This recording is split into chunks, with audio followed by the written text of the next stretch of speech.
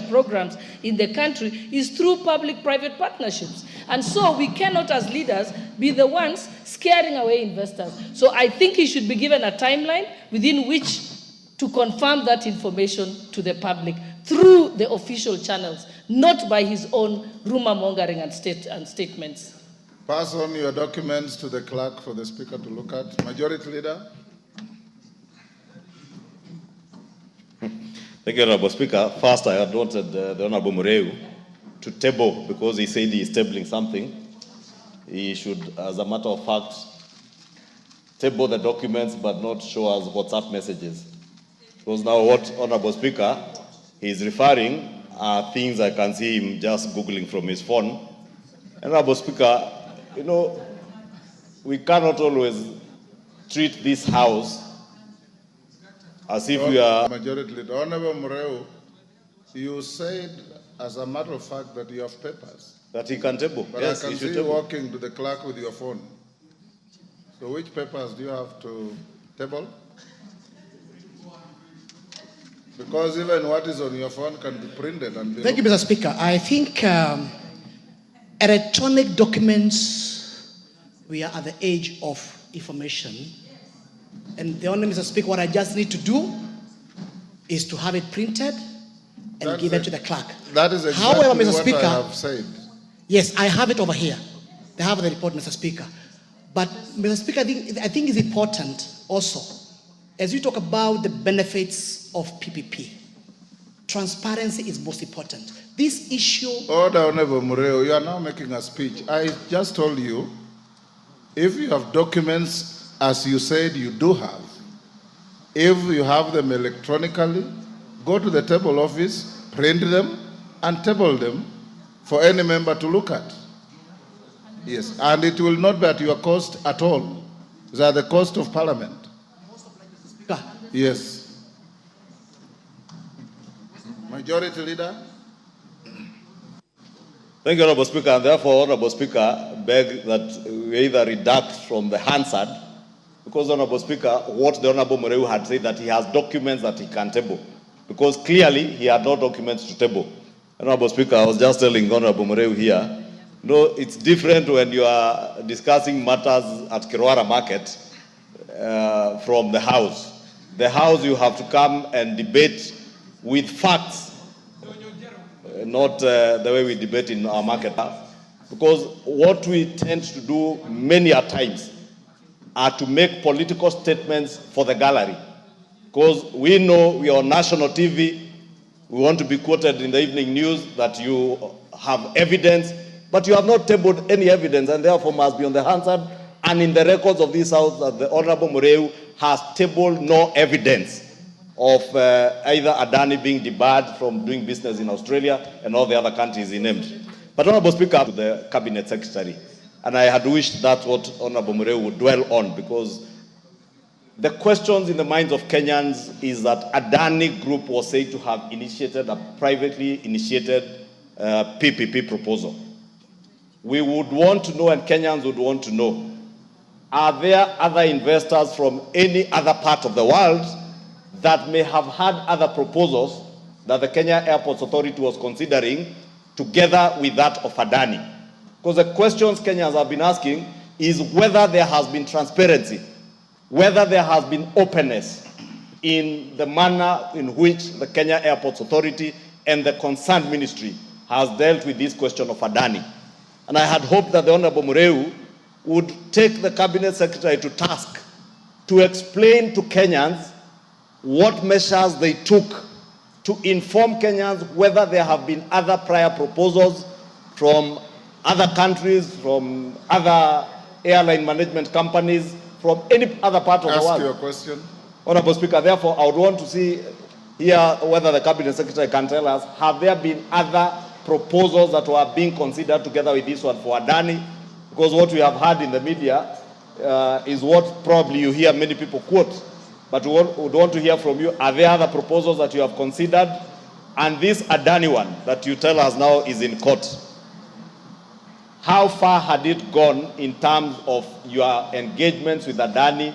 Had it moved to the point where you are now discussing a concession or are you just considering the PIP proposal from ADANI? Thank you, Honorable Speaker. Oundo. Honorable Speaker, let me direct my question to the Cabinet Secretary. We passed here the Framework Act, the Principal Act, and it has got to be the agreement and whether the law from the law and the regulations. Have any other privately initiated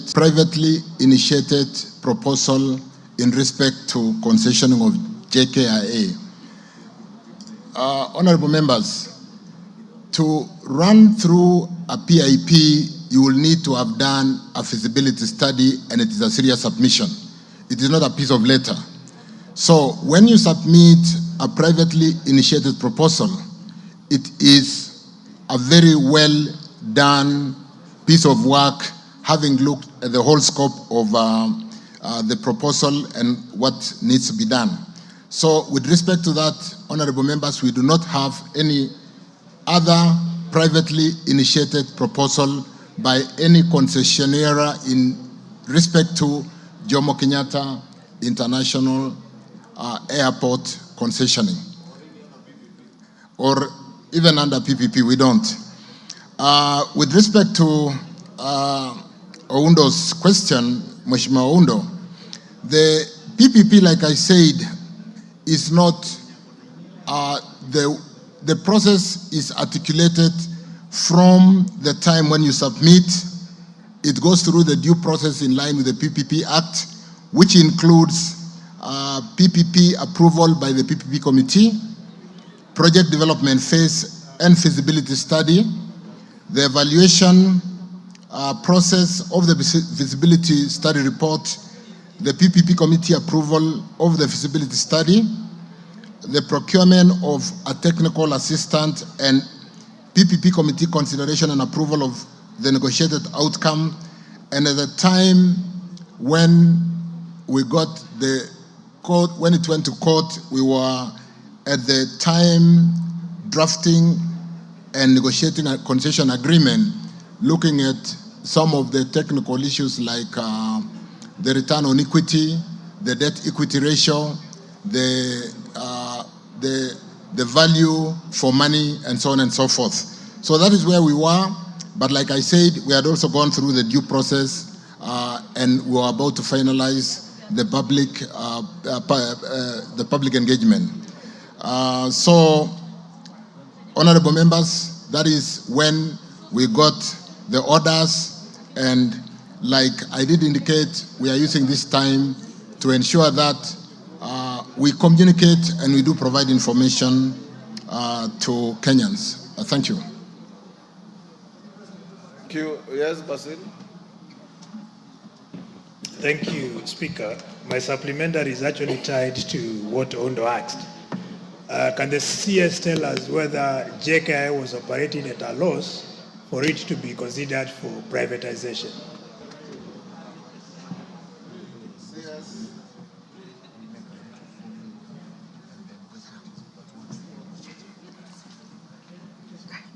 CS. Thank you, honorable members. With respect to JKIA, JKIA in its audited accounts makes a profit of 4 billion annually. 4 billion annually. As we are aware of the state of JKIA, the fact that we need a new airport, we have really overutilized in terms of the traffic and the population of persons we receive at JKIA, and the investment at JKIA is in the tune of 200 billion.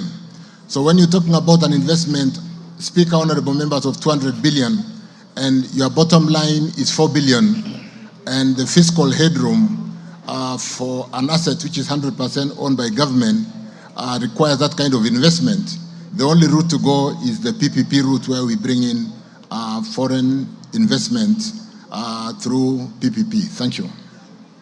Thank you. Yes, Mwenje. I want to move to the next question. Thank you, Honorable Speaker. Mine is a quick one. In light of this transaction with ADANI, perhaps the Cabinet Secretary can just explain to us what happened with the deal that existed with Kenya Airways and JKIA.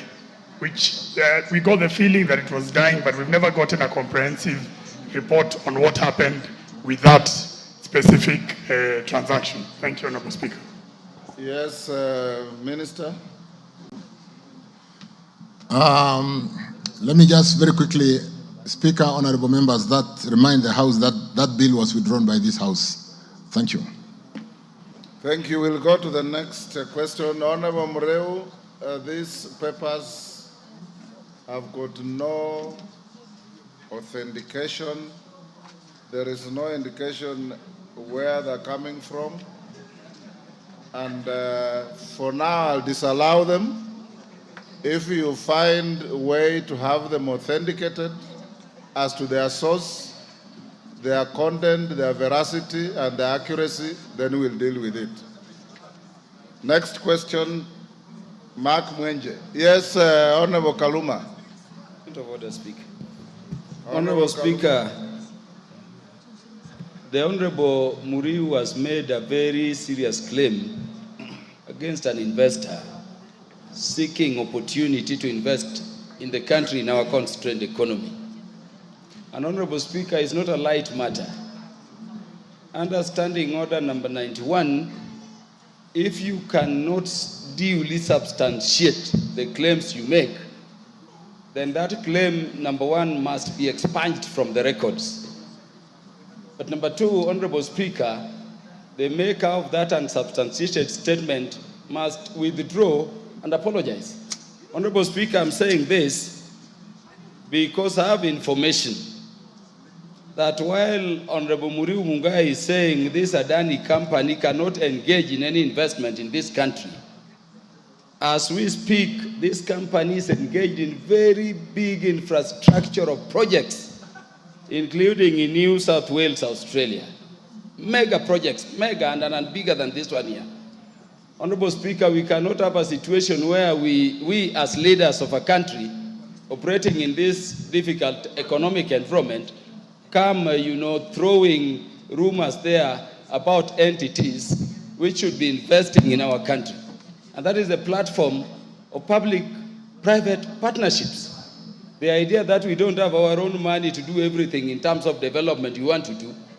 And so we invite people who can invest and benefit the public as we go along. Honorable Speaker, even if it were to be said that this company had a problem in some country, as leaders, it can only alert us to secure our deal and to secure our national interest better, not to exclude.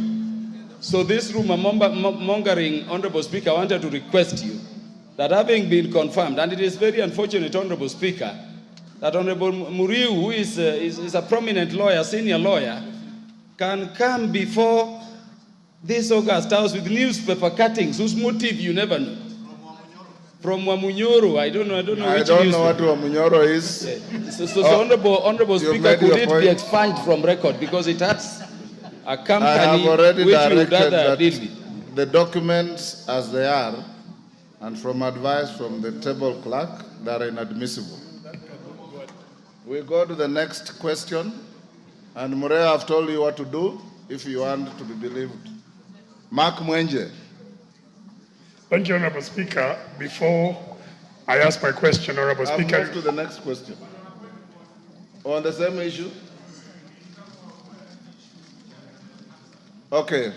Honorable TJ Kajwang. Mr. Speaker, Can you mute Mwenje? Yes. you know the member for Homa Bay is my law partner, and I always don't disagree with him on very serious issues.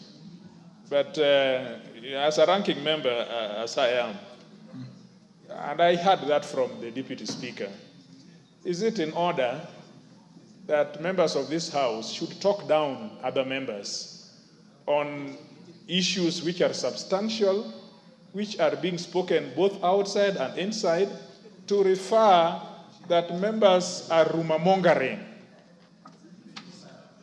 Whether it is a newspaper, no newspapers are allowed, if in Speaker's wisdom, Speaker may allow certain information, including newspaper reports. That is what I know about I'm just wondering, for the decency of debate in this House and for the respect that members have on each other, a gentleman such as a member for Wakili as he is, should a whole presiding officers face him and tell him that he is rumor mongering when actually he is stating issues which are both passionate in this House and outside? That is the context of my Thank you, TJ. I've already given direction on the matter, and Wakili Mureo, being a senior lawyer, knows what to do with his documents. Mark Mwenje. Thank you, Honorable Speaker. I rise to ask the 14th question by private notice of this year. Could the Cabinet Secretary, 1, provide a comprehensive report on the amount disbursed to KERA for the financial year 2023-2024 as at September 2024 for Nairobi County, and the measures being taken to address the audited delay? Second question, give reasons for the delay in full disbursements of the road maintenance levy funding during the financial year 2023-2024 for Nairobi City County to the Kenya Rural Roads Authority, KERA. Honorable Speaker, as the CS rises to ask, we had requested last time to expand this question, not just to apply to Nairobi City County, but to the entire country as well, with your indulgence. Thank Minister.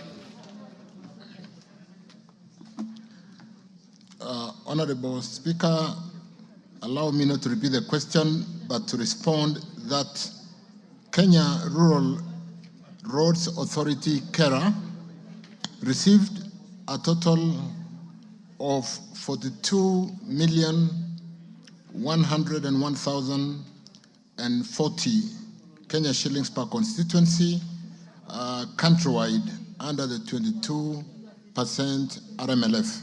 That is the Road Maintenance Levy Fund, financing for the financial year 2023-24, including constituencies in Nairobi County, which of course total to 17. And when you compute what was received and dispersed to Nairobi, it totals to 715,717,680 Kenya shillings for that 22% RMLF. The amount, Speaker, honorable members, however, falls short of the initial budgeted amount of 44,522,070 shillings per constituency, as earlier guided by Kenya Roads Board, ceiling for the financial year 23-24. The variance arose due to actual RMLF collection falling short of the projected amounts by a margin of 5.4% per constituency, which totaled to 2,421,030 Kenya shillings. And of course, the shortfall, honorable members, Speaker, is due to the amount of petroleum products that was consumed in the country. Speaker, honorable members, I have shown a table that details the disbursement received in the reporting year 23-24 and how we tranche that money and the shortfall that I've talked about. Similarly, under the 10% RMLF funding, the authority received 17,107,109 Kenya shillings per constituency against a budgeted amount of 20,237,304, which was based on KRB ceiling provided for the year. The total amount received for the financial year under the 10% RMLF was therefore 290,820,853 against the expected funding of 344,034,168, representing a variance of 15.5%, honorable members. With respect to the table that basically articulates that 10% RMLF funding, I've shown that in that table where we basically showing the 10% RMLF that was released at 17,107,109 for each constituency as shown in the table. With respect to the second question, the Kenya Roads Board collects the road maintenance levy on a continuous basis and disperses to the recipient agencies through the ministry. The disbursement for the various agencies were done in a timely manner, and I wish to clarify that KERA, or Kenya Rural Roads Agency, disperse funds on to the regional office based on what was received or what is received. The funds for Nairobi City, County, honorable members, and all other constituencies were therefore remitted and will continue to be remitted promptly. Thank you, Speaker. Thank you, honorable members. Mark Mwenje.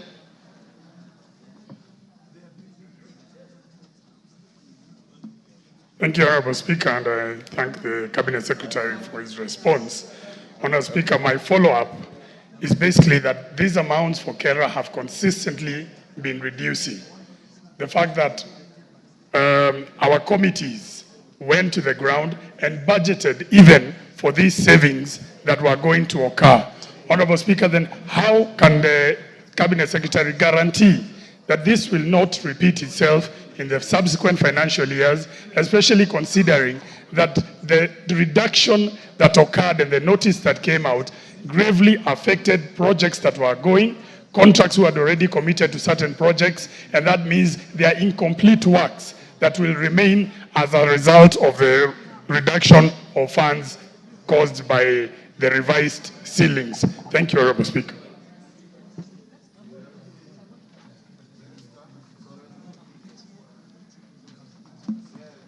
Lodge. Member from Adare. Give Anton Lodge the mic. Thank you, Honorable Speaker. Let me make this follow-up question to the CS.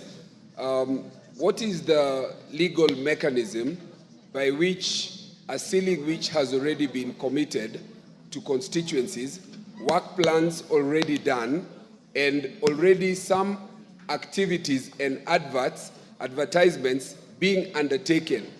How can the roads levy fund, based on alleged reduced earnings, then be able to ask constituencies that they will not be able to undertake these processes? I have a case in my constituency where, based on the savings that are now unremitted, we did a road up to 80% of it and is now at a standstill.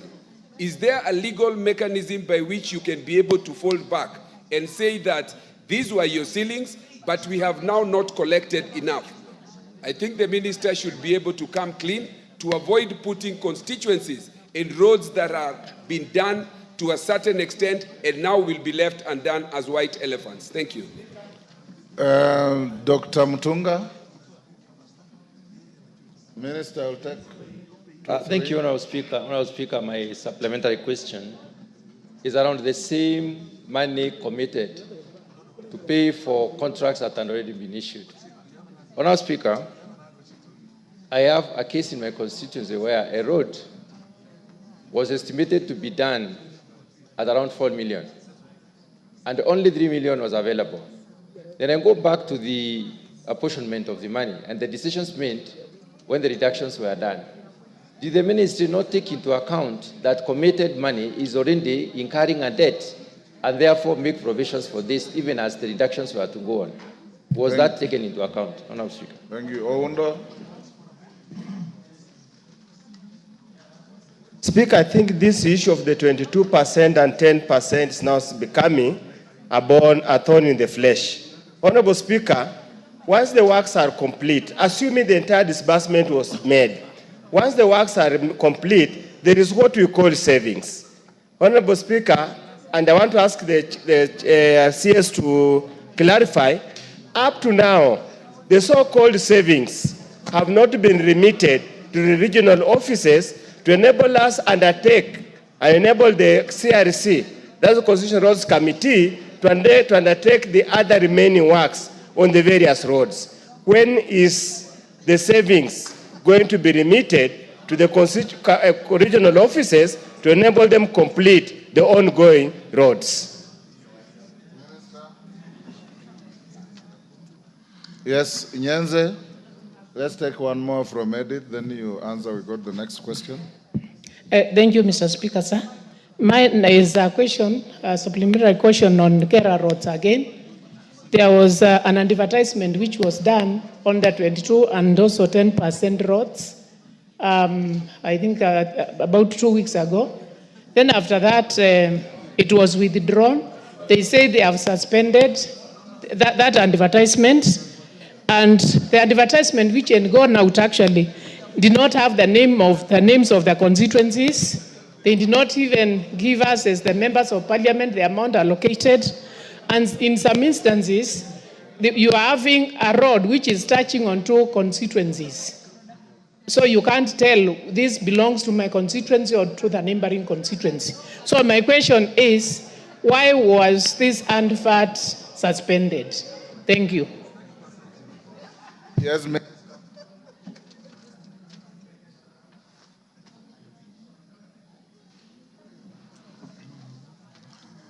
Thank you, Honorable Speaker. The supplementary question with respect to basically the works that had been advertised and on account of projected revenues, which was not met because of the shortfall on the 22% RMLF collection, which comes through the fuel collection. Honorable members, I was with the Committee on Roads and Transport last week, and this question was alive. And what we have done is to compute the savings on the actual contracts achieved vis-a-vis the budget that was allocated to every road. And my team, honorable members, which is here with me, are computing the savings to be able to address the shortfall and therefore mitigate the challenge that the members face over projects that had been advertised, committed, and works done. And as of yesterday, I think Kera did pass through the board the amounts due to the shortfall and will be dispersed shortly. I think that will address the question of the shortfall with respect to the challenge that arises when budgeting is not properly done. We'll need to really look at estimates on what we think we should be able to collect on RMLF due to the volume of petroleum that the country will consume and ensure that we do not run into this challenge. But as regarding the shortfall or whether the RMLF is reducing, I think in the subsequent questions we'll see the RMLF growing from 2019-2020 and progressively all the way to almost 100% growth by the year 2022-23. So the challenge of overestimating the revenues, going out to tender for roads on estimates that may not be achieved. We'll work very closely to ensure with EPRA and the people who give us the estimates for the petroleum products that will be consumed so that we do not get into that situation. But like I've said, as of yesterday, the board of Kera met and approved the shortfall based on the savings and will be able to mitigate that challenge. With respect to Edith Nyense's concern of the suspended advertisements which had gone out, I think we are going to re-advertise by next week. That's what I'm advised. And therefore, we'll be able to address that challenge. Let me, in the course of this sitting, I'll get more details. And if that is not satisfactory, I'll be able to address that. Thank you. Kandia. Thank you, Honorable Speaker. I rise to ask question number 167 of 2023. Could the Cabinet Secretary explain the criteria used by Kenya Roads Board to determine the amount of funds to allocate to each constituency? 2, could the Cabinet Secretary provide a detailed analysis of monies that Kenya Roads Board has dispersed to all the 290 constituencies from the year 2019 to 2023? 3. Could the Cabinet Secretary provide a comprehensive list of roads each of the 47 counties that Kenya Roads Board has allocated monies to in the recent past? Thank you, Honorable Speaker. CS. Thank you, Mr. Speaker. Thank you for the question, Honorable Joshua Kandie. Honorable members, Section 6 of the Kenya Roads Board Act number 7 of 1999 lays out how the Roads Maintenance Levy Fund, RMLF, is allocated to the road agencies, more specifically Section 6, 2D1 and 2 of the KRB Act, that's the Kenya Roads Board Act, stipulates the following allocation to constituencies. 22%, honorable members, which shall be deposited into a special bank account to be called Constituency Road Fund Account, to be maintained by every constituency of the allocated funds, and is allocated equally to all constituencies in the country and to be administered by the Rural Roads Authority. Another 10% of the allocated funds is set and allocated for the maintenance of development of link roads between constituencies, like was mentioned by Honorable Edith Nyensa, and to serve as government counterpart funds in funding works on rural roads to be administered by, again, Kenya Rural Roads Authority, and that the said percentage or percentum shall be equally distributed to all the constituencies, like the 22%, where Kenya Rural Roads Authority has the mandate. Honorable members, each constituency received RMLF funds in the last 4 financial years as shown in that table. I hope, honorable members, with respect to 22%, for the year 2019-2020, it was every constituency received 21,564,277. The following year, 2020-21, each constituency received the 22% portion at 22,642,491. And in the year 21-22, each constituency received 25,319,331. And in 2022-23, each constituency under the 22% received 42,598,809. And similarly, I have tabulated the receipt amount under the 10% critical link roads for the 4 financial years. And the totals, like I said, have moved progressively in 2019-2020 from 31,366,221 to 61 million in 2022-23 to 61,961,904, which is some good progression. Honorable members, Section 19(4) of KRB Act mandates the board to consolidate the annual roads works program submitted to it by roads agencies into annual public roads program. You will normally see the APRP for approval by the Cabinet Secretary for Roads and Finance. The roads funded in each constituency are detailed in the approved APRP for KERA for the previous 4 financial years, which I've attached. And Speaker, allow me to table the annual roads works program as requested.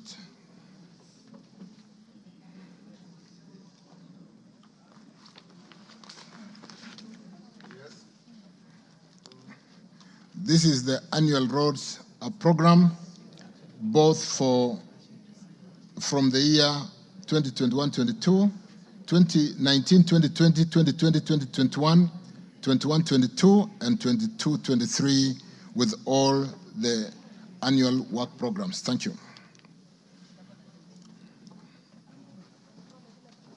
Thank you. Honorable members, other honorable members, before we go to the next. Honorable Elisha. Order.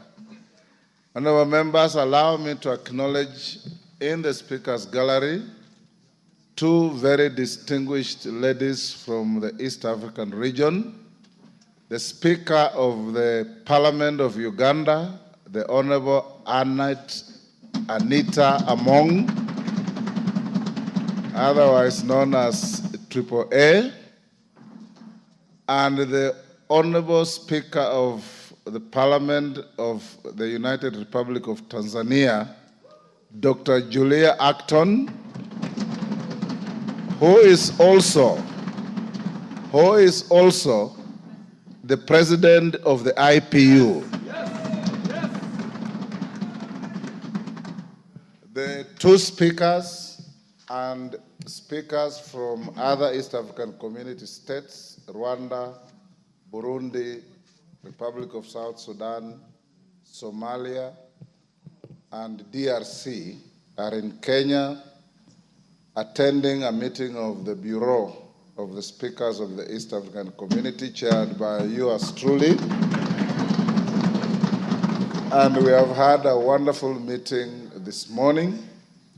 Among other things is the expansion and integration of the people of the East African region in truly fostering free movement of people, goods, and services, moving towards monetary union and broadening the integration of our region. On your behalf and on my behalf, I welcome the two speakers to the gallery of our Parliament. Yes, Millie Odhiambo, 1 minute. Thank you, Mr. Speaker. On behalf of the delegation of the IPU in Kenya, I just wish to congratulate our president. And Kenya played a very significant role in ensuring that she was elected. And also on behalf of the women of this parliament, we are very proud when we see women speakers. And we are looking forward to the next speaker, we don't want to remove you, but the next woman speaker sitting there. So we are very happy to have them and welcome to Kenya. Thank you. Both of them are known to me and I'm very happy to see them both.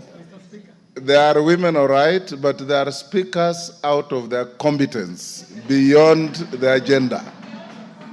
KJ?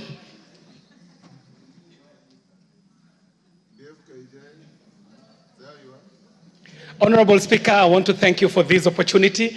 And because you have already welcomed the very esteemed speakers, I would want to only put in one word, Mr. Speaker. One is to congratulate the ladies for being able to ascend not only to the apex of their parliaments, but also for great leadership in the continent, identifying that the Honorable Tulia Ackson is our IPU president, and Kenya played a very big role in ensuring that she secured the seat. Myself and the Honorable Millie Odhiambo were her chief campaigners, ensuring that she secures that seat. And through you, Mr. Speaker, we would just like to request that when you're having the deliberations, maybe you might want to whisper to your counterparts that we have a candidate for the African Union Commission. Maybe they might just get the message home that we are looking for that seat and they might want to support us. Just kurudisha mkono, Mr. Speaker, and I thank you truly for this opportunity. Asante sana. For your information, in our bureau meeting, we acknowledged that we have a candidate for the African Union Commission, and we agreed that he is indeed a candidate from the East African region and shall enjoy the support of the East African region. Thank you. We'll go back to our questions. Mr. Speaker, sir, I am satisfied. However, I would allow... If you are satisfied, there is no however. Let's go to the next question. The Honorable Gonzi Rai.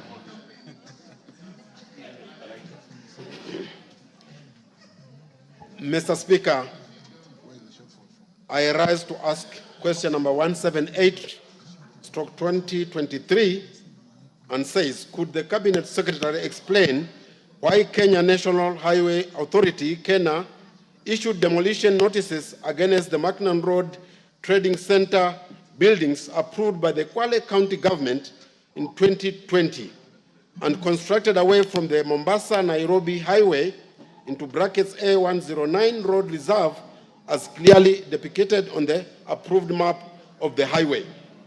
2, explain why owners of the buildings purportedly earmarked for demolition by Kenya were not involved prior to the issuance of the demolition notices, and clarify whether they shall be compensated before such demolition if the ministry plans to expand the highway. 3, provide copies of updated maps, if any, illustrating the changes done to the road reserve dimensions of the Mombasa-Nairobi highway into brackets A109. Thank you, Mr. Speaker. CS. Thank you, Honorable Speaker. Thank you, Honorable Konzirai. On this particular one, Honorable Speaker, Honorable members, the notices were issued because the buildings were within the road reserves as marked through the road reserve boundary posts that were installed in the year 2018. I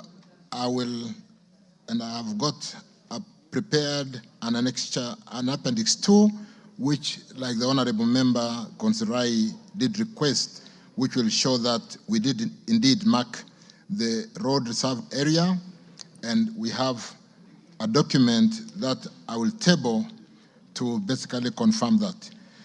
The markings were installed under the project for rehabilitation of Bajuma Gate, Majia Chumvi Road, which was completed on 28 February 2018. The notices, Honorable Member Speaker, of encroachment were issued to 58 entities at the Makinon Trading Center on 2nd February 2023. And there are no current plans to expand the highway. However, the road reserves have been marked using concrete boundary posts since 2018, and the owners have been aware of the boundary. The ministry does not compensate honorable members for demolition of structures that are encroaching on the road reserve. Since issuance of the notices, some entities have removed their structures while others continue to encroach. And in my appendix 2 also, I've shown one entity that, after engaging an advocate to contest the notice in writing, later to Kenya for that matter, later demolished the encroaching building and put up a new building that observes the road reserve boundaries. That is also in a document that I will, wish to table to show those details as requested by Honorable Konzirai. On the third item, a planned and profile drawing for the project for rehabilitation of Bajuma Gate Majia Chumvi Road, indicating that at the time of design, a section of the building was identified to be within the road reserve, has been provided for ease of reference. I thank you. Allow me to table the annexure or appendix to basically assist us to appreciate. Go ahead. Thank you. Konzirai. Mr. Speaker, what the minister is actually telling us could have some truth, but the question I'm asking is about Macnan Road, because the allegations about the houses which people actually removed the structures was in Taru. This road we are talking about is 57 kilometers. And I'm talking about Macnan Road Trading Center, where sometimes last year, I took the former Minister for Roads and Transport to that particular area, and he considered that there were no any consultation done actually with the owners, because what the dispute is about the boundary, because Kwale County in 2020 actually gave consent for the structures to be put. They are saying they did put their signs on 2018, and on 2020, Kwale County issued consent for the approval of the construction. So we are actually having a dispute in this matter. That's why we went to court. And one of the issues that they were supposed to give us was the historical information about that particular area, which has not been done up to now. So unless the minister confirms that he will be... Ask him a question. When can the minister actually confirm, or can he give an undertaking of coming to Mackinnon Road to confirm actually what is on the ground versus actually what is being said on paper in this particular house? Tungule, take one more. Chirchir, then you. Okay, thank you so much, Mr. Speaker, for this opportunity. I'm asking a question on behalf of the people of Ganze, and it is with regard to the tarmacking of the road from Bamba to Ganze to Kilifi. This is a road that was launched in 2021, and it was a contract for 3 years. And the contract elapsed in November this year. But the problem is the contractor only did 5.6 kilometers of the 56 kilometers that he was required to do. And the project has stalled for the last almost 1.5 years for now. So my question to the CS is, when is the contractor going back to the ground to restart the construction, having in mind that now the contract period for 3 years is now elapsed and there's no activity that is happening on the ground as of now? Thank you, Mr. Speaker. Tuitum, this is a very narrow question about Mackinnon Road. Do you want to just hold on, Minister? Tuitum? Mr. Speaker, sir, this is not about Mackinnon Road, but I wanted to put a question concerning Kaelo Kamukunji Motuate Road. On 22nd April 2023, the President visited the area. There is a road that is installed since 2017. The President commissioned and gave an undertaking that the road should be completed in December 2023. Up to now, there is no contractor on site. And these are the things that are making this government to be unpopular. Mr. Minister, what are you doing to make sure that that road is completed? It's almost 2 years now after the President commissioned and gave an indication that through the ministry, that road should be completed. Why don't we have a contract on the road? And when is that road going to be completed? Minister. Thank you, Speaker. With respect to Mackinnon, let me confirm, Mheshimiwa, I can come to the ground. I'll be in Mombasa next week. If you'll be on the ground, we can visit Mackinnon and confirm. We'll work more closely with the county government to make sure that we do not issue conflicting information. So Mackinnon, I'll outside the chamber, liaise with you on when we can meet on the ground within the market. With respect to the road, the 2 roads in Kanze and was that Ahero? Correct. Honorable members, we've had a challenge for ongoing projects and starting new projects. And without being general, honorable members, allow me to reiterate what I did say during my confirmation hearing before this House, that the pending bills that sits today at about 175 billion is a priority we are working on to ensure that we do settle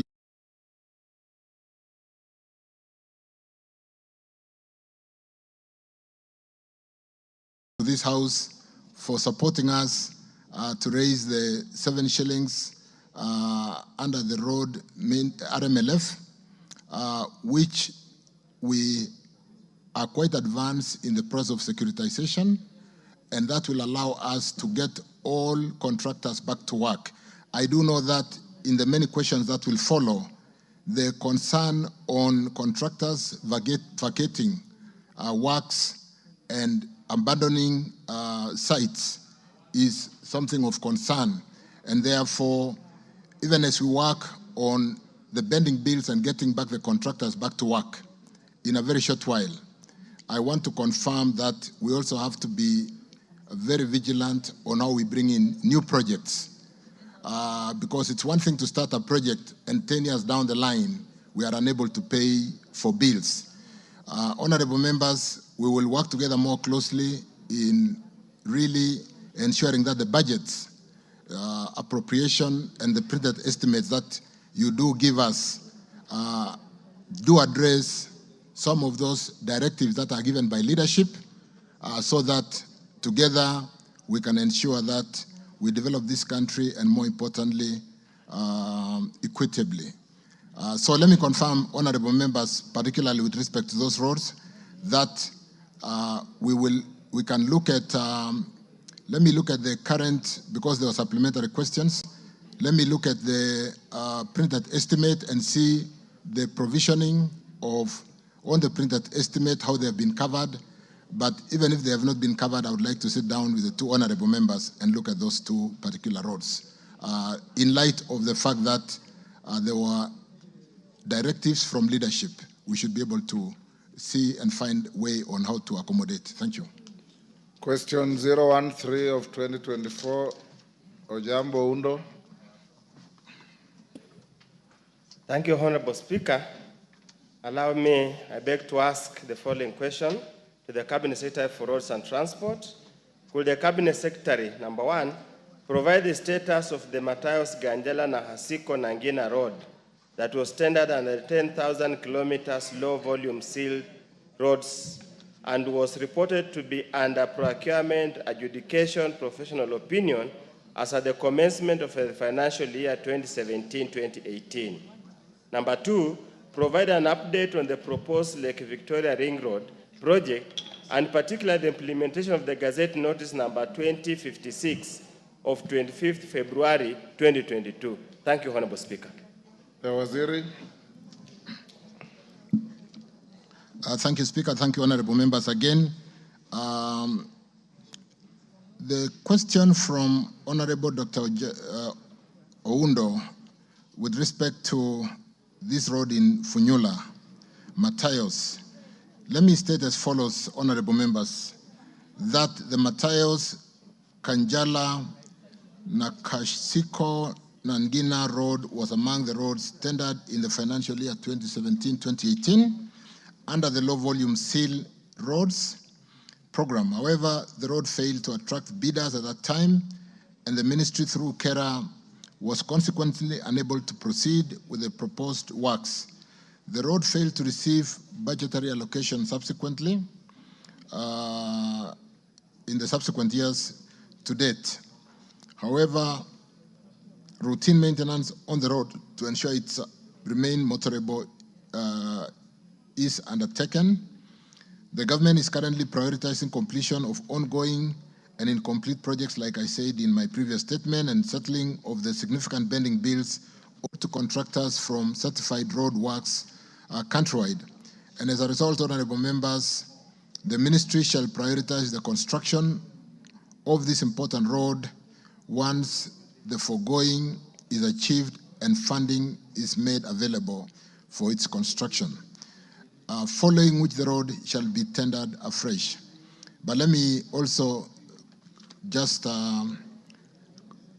request the member that we can sit down. It doesn't look fair that a road had been tendered and subsequently not funded, and we can see how to prioritize that road. Honorable members, a list of projects affected person was submitted to the National Land Commission. The gazettement of notices of intention to acquire private land affected by the project on behalf of Kenya was completed through Gazette Notice number 2054 of 25th February 2022. However, issuance of notices of intention to acquire to persons affected by project or PUPs and inspections of the properties for valuation purpose has not been carried out. The ministry through Kenya is committed to executing the exercise as soon as funds are available. And again, let me undertake to follow up and ensure that this is done soonest. Thank you. I think it's as clear as that. Do you have a supplementary? Speaker, it is heartening for the minister to acknowledge that people of Matayos and Funyula constituency have been unfairly treated, unfairly and discriminated against by the subsequent regimes. And it's encouraging to say that you look at it, and I hope when I saunter and go to his office, he will not lock me out and let me wait for 3 hours, yet I'm supposed to come and give quorum in this house. But Honorable Speaker, I just want to draw his attention that at one time on 9th March 2021, the then Cabinet Secretary, Honorable James Macharia, clearly indicated the project will be prioritized in the financial year 2021-2022. It's again very unfortunate that again the goalpost has changed. Now the funds are not available, but I'm encouraged by the statement, and I will walk into his office now that truly, as Speaker, you are my witness. If the doors are not open, I'll come and stand on top of your desk to ensure that he opens for me his doors. Thank you, Honorable Speaker. Thank you. Next, those are just kind comments. Minister, you don't have to respond. Question 069 of 2024, member for Westlands. Thank you, Honorable Speaker. Honorable Speaker, I wish to ask the Cabinet Secretary the following questions. Could the Cabinet Secretary provide details of the approved design of Wayakwe, including the road profiles, all road signages, road lightings, service lanes, and pedestrian walkways and crossings, and clarify whether the ongoing construction works on the named road are being carried out in accordance with the approved designs. Question number 2, to state timelines for completion of the Kangemi and Ntumbuini overpasses and restoration of access roads destroyed during the constructions. Question number 3, to explain why there are no footbridges, pedestrian walkways, and road markings on the said road, and further explain why the provided pedestrian crossings are kilometers apart from each other, thereby escalating road accidents on the said road and disadvantaging school-going children, the elderly persons, persons with disabilities, and emergency response teams. Question number 4, to explain why the ministry approved the construction of Westlands roundabout footbridge without incorporating a ramp for persons with disabilities, and state whether there are any plans to have one installed. Thank you, Honorable Speaker. Minister. Thank you, Speaker, and thank you, Honorable Timothy Wanyonyi. On this particular question, allow me again, Honorable members, Speaker, to go straight to the answer to the question.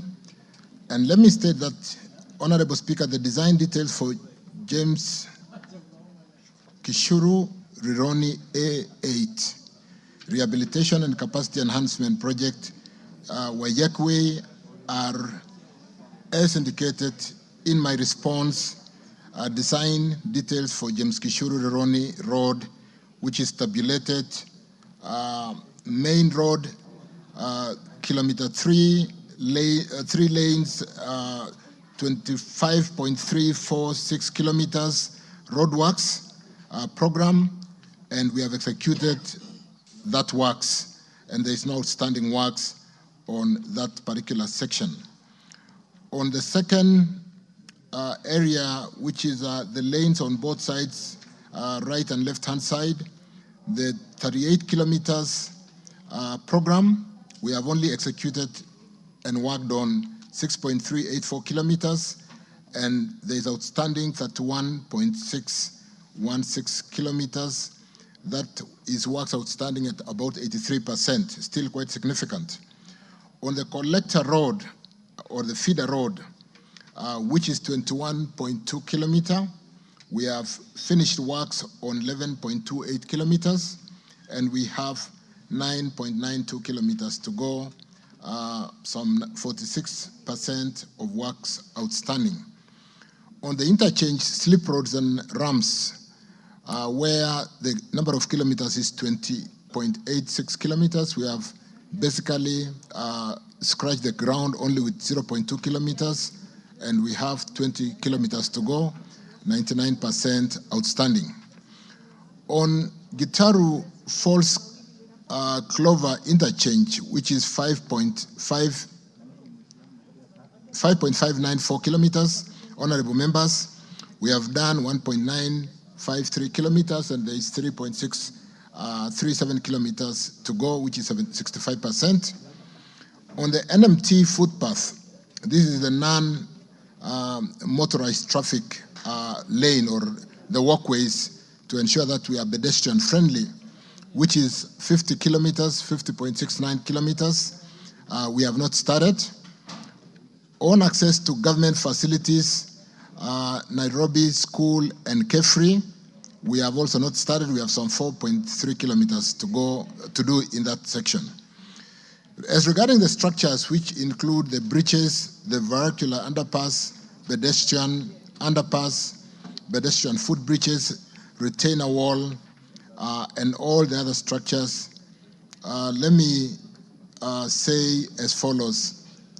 Honorable Speaker, honorable members, and maybe we should invite Tim Wanyonyi to join us on Friday, because in a meeting that was chaired by leadership yesterday on working on the airport road, or Wayaki Way, all the way to the airport, will be meeting on Friday with Nairobi County government on the beautification, and particularly how to work, even as we work on these structures, to decongest the Westlands roundabout and ensure that we do this work very quickly, in agreement with the designs and the works that are also being done on the sites, restoring the bus stage, because that place is very congested, and we'll be meeting in my office with the Nairobi County government on Friday at 10 o'clock. So there's a lot of work we are doing on the Westlands space to ensure that we do open up and beautify that area, because it's currently very congested. Works are also being carried out in accordance with the proposed design, save for instances where works have not been fitted to site conditions. On the second question, the contractor is currently working at Gitaru interchange as per the developed schedule of priority of works based on availability of funds. The contractor is, however, not working at full capacity due to delayed payments amounting to 3.3 billion. And once payments are made, and like I've indicated, this is a priority assignment we are undertaking to make sure that all contractors go back to work. Let me confirm that within that 2 months I've indicated, we'll ensure that the works in that Gitaru interchange is completed. As a matter of fact, after swearing in as the Minister for Roads and Transport, I did receive my handover credentials from Minister Murkomen at that Gitaru interchange. So I will ensure, Honorable Wanyonyi, that I push and ensure that we finish that interchange. The project is generally an access control highway with interchanges for vernacular access, crossing and turning at interchanges located situated at 2 to 3 kilometers. Similarly, as designs, there are pedestrian crossing facilities throughout the project at an interval of 500 meters. Honorable members, the design has provided for 23 in number footbridges, 6 in number pedestrian underpasses along the project road. 6 pedestrian underpasses are substantially complete as we speak and in use. 1 footbridge is currently completed and in use. The remaining 22 footbridges will be completed once the contractor resumes works, and like I said, we are working around the clock to make sure that we do make the funding available. The pedestrian footbridge in Westlands was constructed as a replacement to the footbridge previously installed at the St. Mark's Church slightly up the road that had been demolished to accommodate the viaduct for the expressway under the PPP project. On the fourth item, the pedestrian footbridges in Westlands was constructed as a replacement to the footbridge previously installed, like I said, at St. Mark's, that was demolished for that viaduct. The Westlands footbridge design could not accommodate ramp for persons living with disabilities due to the lateral constraint caused by limitation of space to the extent of the road reserve, which would have required the government to acquire additional land for construction of the footbridge ramps as additional land for use as way leaves for the relocated water and power utilities. However, honorable members, the authority is cognizant of the need for inclusivity and access for PWDs and is pursuing a possibility of constructing an underpass at Westlands that will cater for the needs of all users and ensure that our PWDs are also fully accommodated. Kenya is in the process of procuring a consultant for the feasibility studies, preliminary and detailed to Kisan Busia A2 Road. Proposals are scheduled to open on 15th November 2024. Thank you. Member for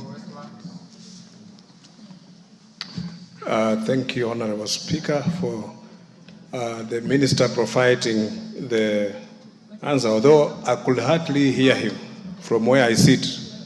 Mr. Speaker, behind here there is a lot of echo, and the microphone that Waziri is using is not audible. So I could hardly hear what he was saying. I heard him mention about inviting me to a meeting, but I don't know which one. Maybe if he could repeat that. And then I also want to ask about the Kangemi Bridge. I asked this question to the President yesterday, and he said they are undertaking to complete that bridge. This bridge is an ISO and is causing a lot of, it has disconnected Kangemi from Loresho. And this is a very important, this is a very critical road. So I would like to know if the Minister has any plans, the government has any plans to complete this bridge. And lastly, on the ongoing dwelling of the Limuru Road, just around Aga Khan Hospital and Aga Khan Primary School, there was a footbridge for the people crossing from one end to the other, especially school children at around that age, that place. And that bridge was removed. The road is almost complete, but there's no signs of putting back that bridge. Could the Minister state if there are plans to reinstate that bridge for the safety of the school children and the people crossing that road around that area on Limuru Road? Thank you, Mr. Speaker. Thank you, Minister. Let's take KJ. Hold, Minister. KJ. Mr. Speaker, I thank you for this opportunity, and I also want to thank Waziri Chirchir for the attempt to address these issues. Mr. Speaker, the Honorable Minister has talked about the situation in Westlands. He has also given an assurance to the Leader of Majority that the work at Getaro Bridge shall be completed within 2 months. Sandwiched between these two constituencies is a constituency called Dagoretti South constituency. And we have a very precarious situation at Odhero 87, the bridge that is crossing over Waiyaki Way, which is now a dangerous spot for motorable traffic, for borders and people on foot. In fact, the accidents that have been happening there are so gory. I hope they have been reported to the ministry. And the question, Mr. Speaker, is the ministry in the interim having any plans for any mitigation works as we await the mega works to make the bridge motorable so that it can depopulate the traffic coming all the way from Karen and the traffic that is coming from Gong Road? And secondly, when do we expect to see the proper completion of this bridge at Odero 87? The second question, Mr. Speaker, has to do with the works on Naivasha Road, which are also connecting to this work. The works that are the interchange at Agoreti Corner and the dualing of Naivasha Road. What plans does the ministry have on these very critical projects that would help decongest Ngong Road and connect all the traffic that does not have to go into the city to be able to offload onto Naivasha Road and connect onto the Waiyaki Highway? Mr. Speaker, I truly thank you.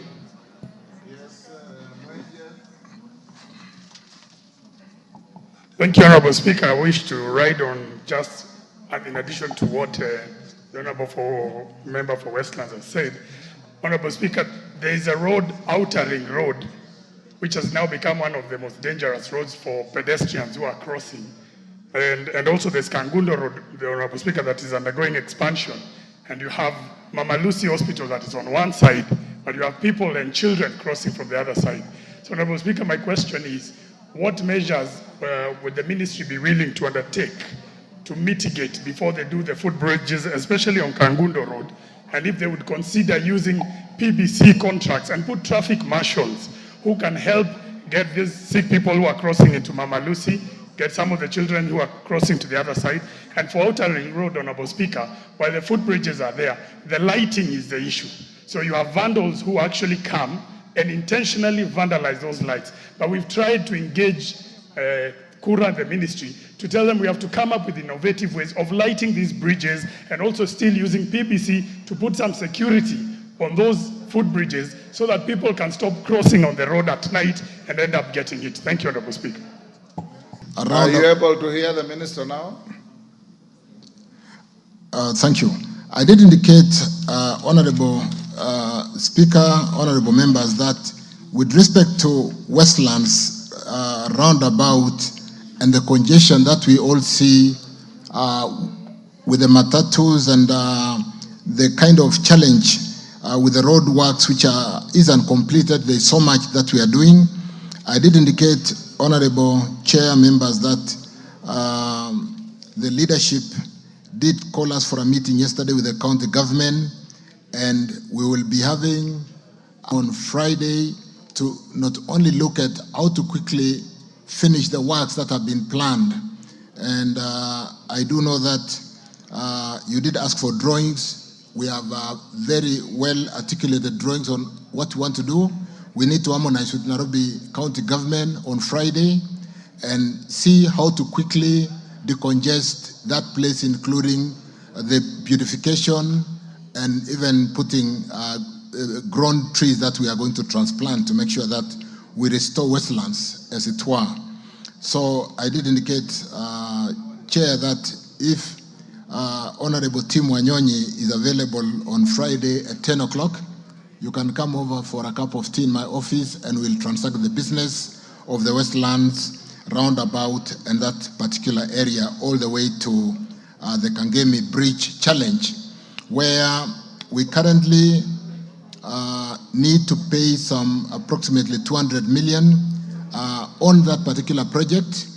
The China which is the contractor on this particular road corridor, has a pending bill of 3 billion. And like I did indicate, this is the priority we are working on to ensure that all contractors resume work in all our counties in Kenya. With respect to Limuru Road, Dagoretti South, KJ, Gitaru, the Udhiru 87, and the Naivasha interchange. I want to, honorable members, KJ, I'm answering your question. So, honorable members, with respect to Dagoretti South challenge, as we do that interchange, there's a lot of work that we are undertaking to open up the city. We have just almost close the Northern Bypass facility. I want to confirm that we really need to work on opening up the whole of that area as we finish that Gitaru interchange to ensure that the Dagoretti side also do benefit. And we can spend more time with Honorable KJ to look at the specific program that we need to work on to ensure that we decongest the city with all the bypasses that we are building so that we can have movement of goods and movement of people facilitated quickly. With respect to Naivasha, is that Naivasha Road interchange, is that the Dagoretti corner? And the dueling of Naivasha Road, I need to, can I get a response on that?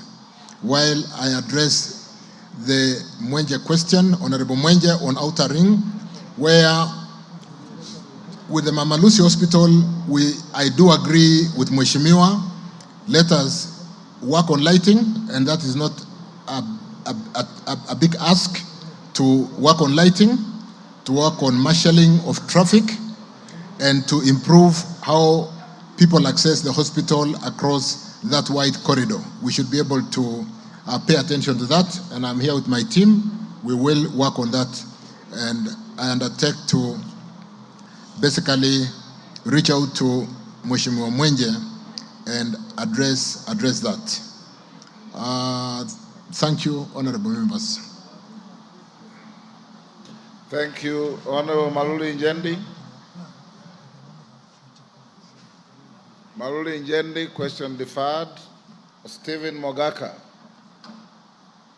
Stephen Mogaka, question deferred. Dick Maungu. Thank you, Speaker, for the opportunity. I raise question number 78 of 2024. Could the Cabinet Secretary explain reasons for the delays by the contractor in upgrading of Maseno-Kombewa Road to bitumen standards, given the deplorable and impassable condition of the 5.1-kilometer stretch from Maseno to Opasi in Luanda constituency? 2, state the measures that the ministry has put in place to ensure that construction of the said road resumes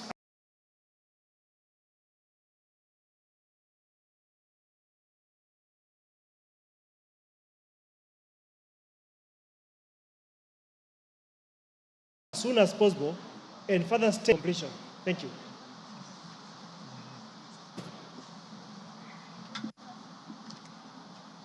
I'm told that question relates to the same road as the question 142 by James Nyikal. I'll allow him to ask so that you answer them together. James Nyikal.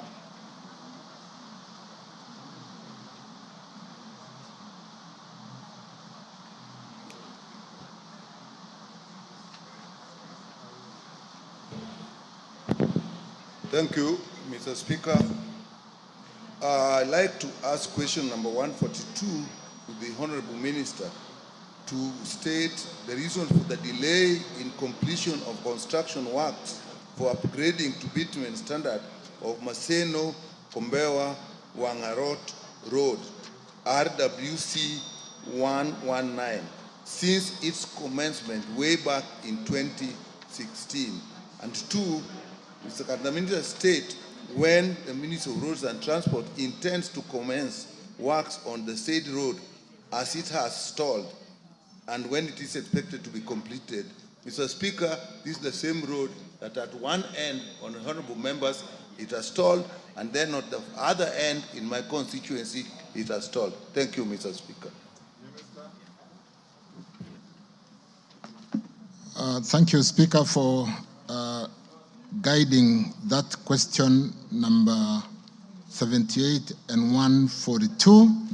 And honorable members, let me respond to the fact that I acknowledge that the completion of this particular road, Maseno-Kombewa project or road project, has delayed beyond its constructual completion date of 2021. It was supposed to be completed in May 2021 for the subcontract. These arose mainly out of the financial constraints facing the main contractor of the project, Heya Bishan Singh and Sons Limited, who commenced work in 2016 and constructed 12 kilometers of tarmac before pulling out of the project. In the interest of completing the project, the contractor requested approval to assign sections of the works to a suitable assignee. The ministry granted this request, and the works were initially assigned to MS Agrimac Consortium LLP, who commenced work on 14 February 2019. However, the assignee also faced financial challenge and decided site after achieving only 2.64% physical progress in 8 months. The project was then subcontracted to MS China Railway Number 10 Engineering Group Company Limited, who commenced work on 4th of December 2019. An additional 12 kilometers has been achieved under the subcontractor, who has also slowed progress considerably, citing non-payment of certified works. The contractor currently has an outstanding payment in what we are calling pending bills on this particular road of 114,858,231. The contractor is currently installing cross culverts along the 5.1 kilometer stretch from Maseno to Opasi in Luanda constituency to ensure it remains passable ahead of the main works, which was assigned to MS China Railway Number 10 Engineering, like I mentioned. The overall physical progress of works for the entire road project is today 68%. To date, with 24 kilometers constructed to pitman standard. The ministry on the second issue has prioritized the payment of all pending bills, like I indicated earlier, including those of this particular contractor, MS China Railway Number 10 Engineering Group, to facilitate a full resumption of work at this project. Towards this end, honorable members, the ministry has paid some 54,975,670 Kenya shillings in the current financial year to the contractor, which was the allocation for the project this financial year, and has received a commitment from the contractor on the resumption of the works, as efforts are made to settle the remainder of his payment as soon as necessary. So, honorable members, again, we're working around the clock to raise funds through securitization. We will then come to this house for voting or allowing us to spend that money once we receive, and ensure that we get back all contractors back to work. Bending bills is a big issue, and like I said, and I reiterate again and again, it is our top priority, and we are working on that. In fact, I did chair a meeting at 7 o'clock this morning to look at the timelines on when we can walk, and we're beginning to see the end of the runway with respect to how we can resolve this challenge. Thank you.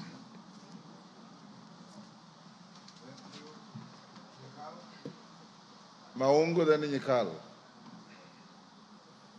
Thank you, Speaker, for the opportunity once again. Indeed, what the Minister has captured, it's true that this road began in 2016. The Speaker as well captured this road has been assigned twice to contractors who vacated sites. And as you know, that a road under development or construction cannot be maintained under the normal maintenance, meaning that today that road is impassable. That road is orphaned, Mr. Speaker. I would wish the Cabinet Secretary to help us understand what remedies you are putting in place to ensure that this road is motorable.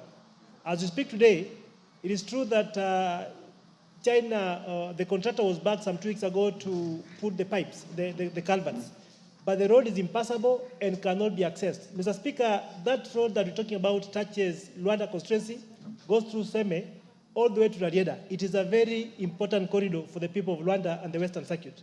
So the Minister would really be kind, if the Minister would be kind to tell us what strategies he's put in place to ensure that this road is passable. I'm sure he has some emergency funds under the 10% CS allocation, which can cater for that, Mr. Speaker.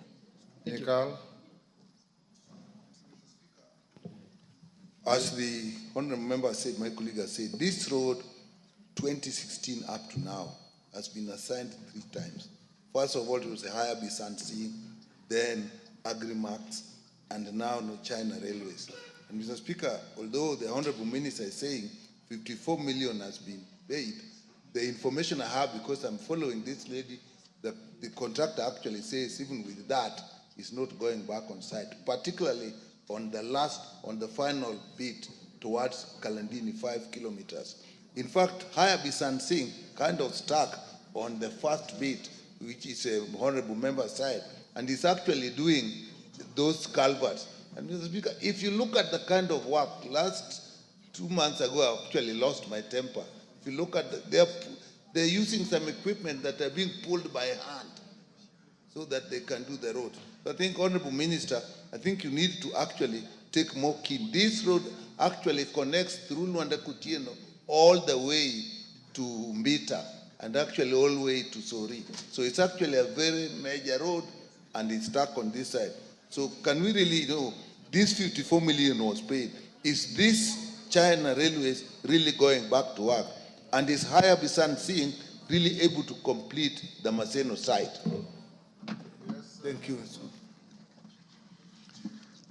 Thank you, honorable members. I did meet China Railway number 10 Engineering Group, and it is a company of capacity. Having met them to basically sensitize them on what we are doing to settle all the pending bills, and having paid the 54.9 million out of the 114 million outstanding, honorable members, let me undertake to ensure that this particular road, with this contractor that I said is a contractor with capacity to make the road motorable. I'll work on that. Between today and Friday, I'll have made the contractor to ensure this road is made motorable. And more importantly, because the contractors are beginning to see hope in what we are doing to pay the pending bills, ensure that they accelerate work. Because even then, the outstanding, in spite of the fact that we owe them 3 billion in total on this particular road, having paid the 54.9 million, the outstanding, about 50% of that, the same amount, we should be able to get them back to work. And I want to confirm, Dr. Nikal, that this contractor will get back to work. I'll work on that. Thank you. Yes, Kajwang, then Makali. Mr. Speaker, permit me to ride on this. This is the gateway to my rural home. If you come from Luanda, it is the only direct way through Uyoma in Rarieda constituency, and as you get to Beta through the ferry. So it is a very important road for which I am interested. Mr. Speaker, I listened to the Cabinet Secretary, and I'm sure that he's working on it. But this concept of assignment, I think let us now deal with the issue of principle first. Because as you hear, he is saying that there is a contractor who was on that road, then there was a subcontract to which it was assigned.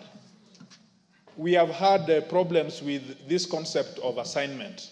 An assignment is not a subcontract? Well, they understand it of course it is not, but they understand it in the roads ministry as a contract, as a subcontract. It is a contract. The question, Mr. Speaker, I'm asking is that these people who benefit from assignment, who are themselves independent contractors, and the ministry approves that in transaction between the main or the principal contract to the other, that is where the problem is. Because the first person has billed that bill 1, and that bill 1 is the most it is the most substantial part of the funds which would go into that road. When this other person to whom it is assigned takes the contract, the person basically, he takes the contract with the terms and conditions, but there is no money with which the whole thing can be done. So this is the issue, that this second person definitely is not able to complete the road. So, Mr. Speaker, would the minister consider to determine the contract, to terminate the contract? The first contractor, in terms of principle, the first contractor, when he fails, the Bishan saying, they should have terminated that contract and then sought for a new contract in all its terms and conditions. Are you challenging the validity of the assignment? I am saying that the question in principle is what is a problem in finishing this road. Okay. Could the minister consider that instead of going this assignment principle, to terminate a contract and then re-advertise it and get new people under the terms and conditions that the ministry would approve? Thank you. But Honorable Kajwang, if the members are interested in the road being completed quickly, is in an assignment faster than a retendering? Because a retendering will go another 1 year. An assignment is just a legal instrument, which as a good lawyer you know. But anyway, Makali, okay.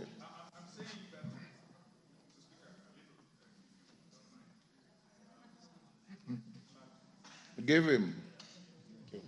Mr. Speaker, when this debate ensued, it came to my mind that probably going forward, the ministry should adopt a national policy that this assignment where a contractor lives for the other is really the problem that is hindering the completion of roads. We hear you. Makali? Thank you. Take that. Thank you, Honorable Speaker, for giving me the opportunity to ask this supplementary question.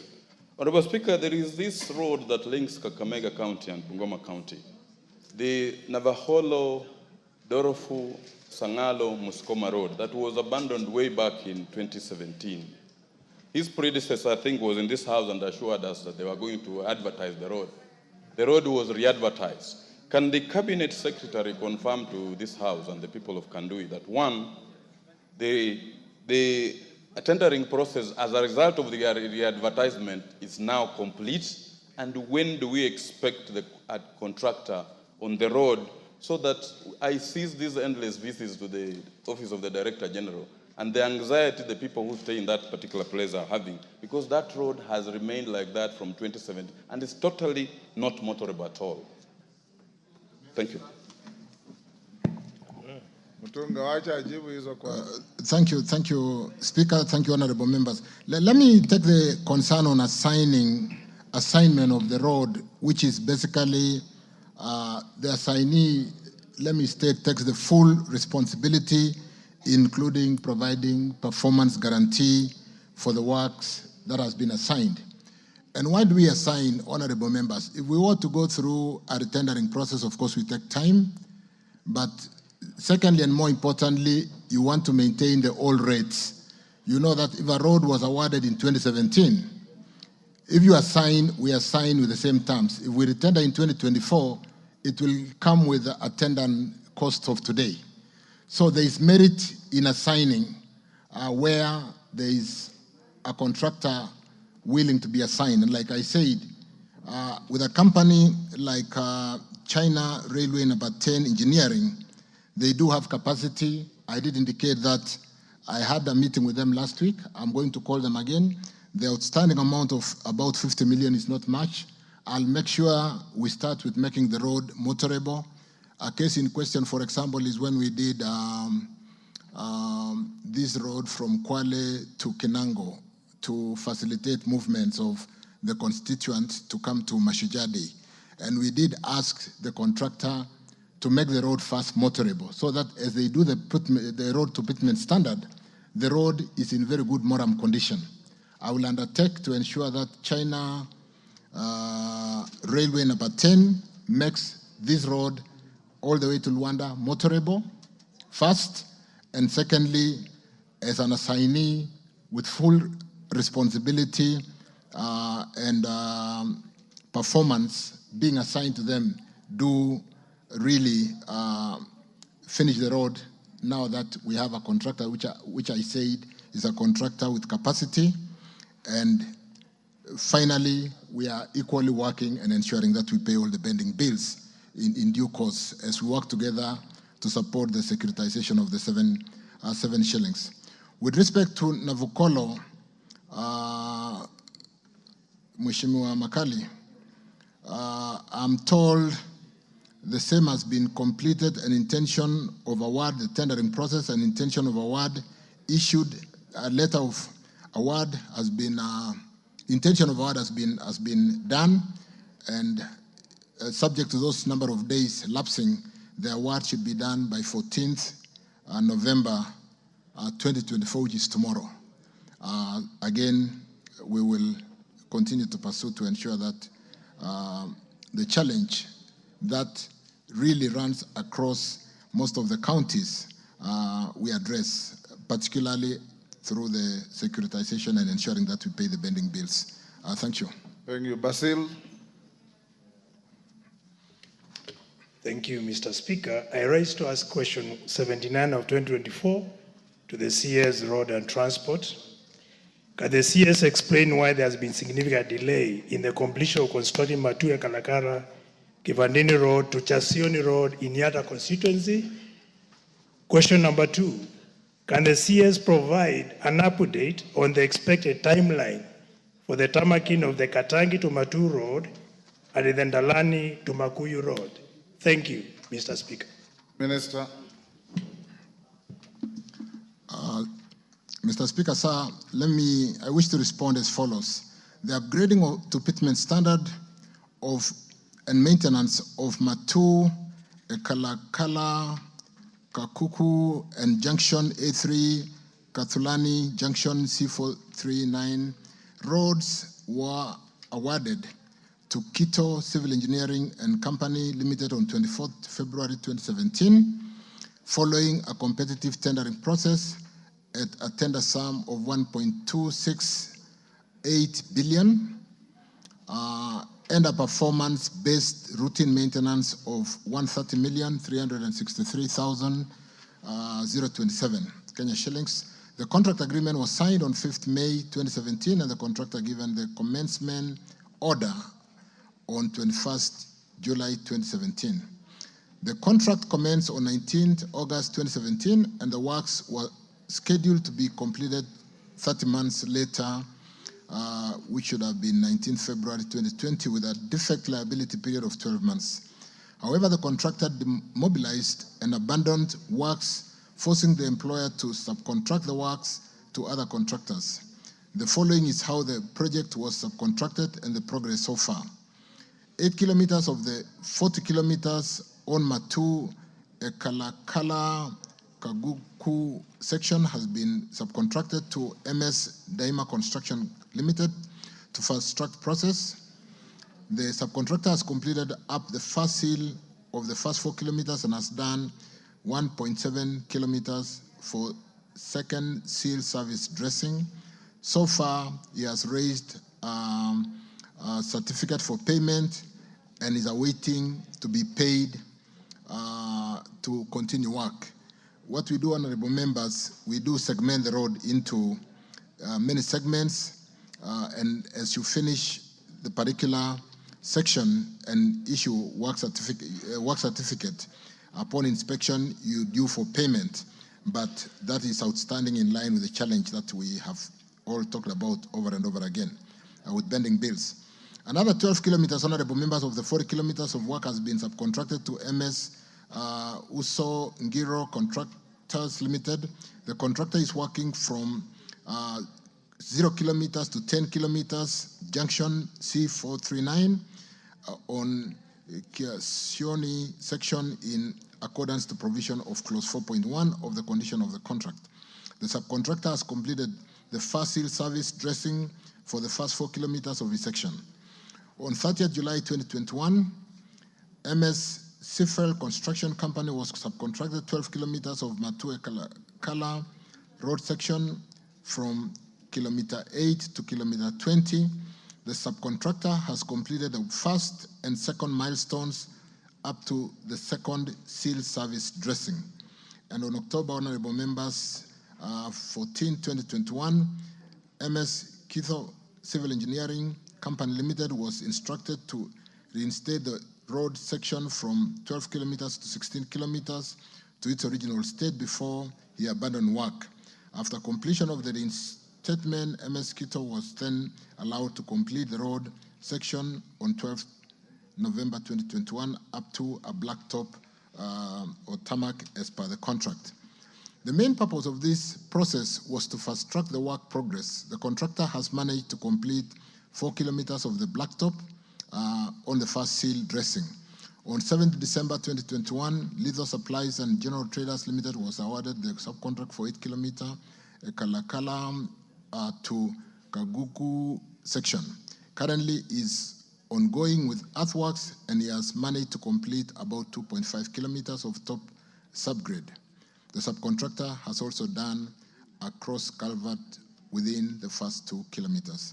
To date, honorable members, 79 months, 263% of the contract has elapsed against an overall progress of approximately 54.3%. Currently, Speaker, honorable members, there are no plans for tarmacking Katangi to Matu Road and the Ndalani to Makuyu Road due to insufficient budgetary allocation. However, there are plans for routine maintenance and spot improvement. The allocation for CP Muranga, Kisiki, Ndalani, Sophia Road in the financial year 24-25 is Kenya shillings 6,816,949, and for Matu, Kathiuni, Igombe, Katangi Road is 12,268,999 respectively. Those are the amounts which are available for maintenance in the printed estimates 2024-25. Thank you, honorable members. Basil.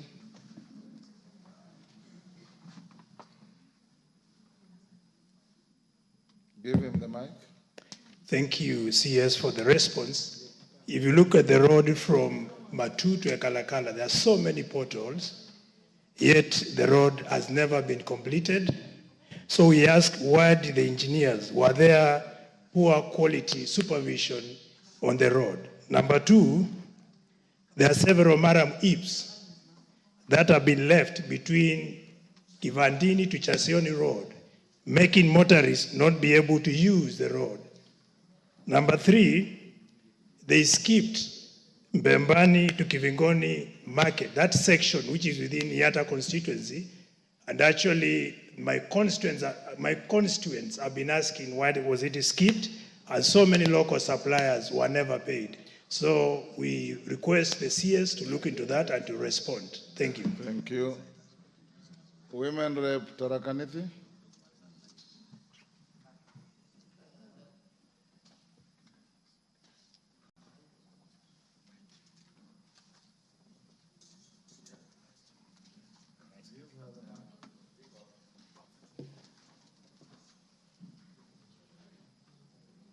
Give her the mic. You are assigning the wrong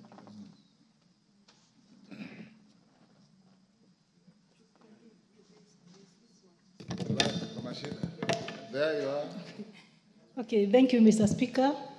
Mr. Speaker, sir, my question goes to an issue that is so disturbing, an issue that is disturbing the people of the Tharaka-Nithi County, the neighboring counties, the entire country and the world.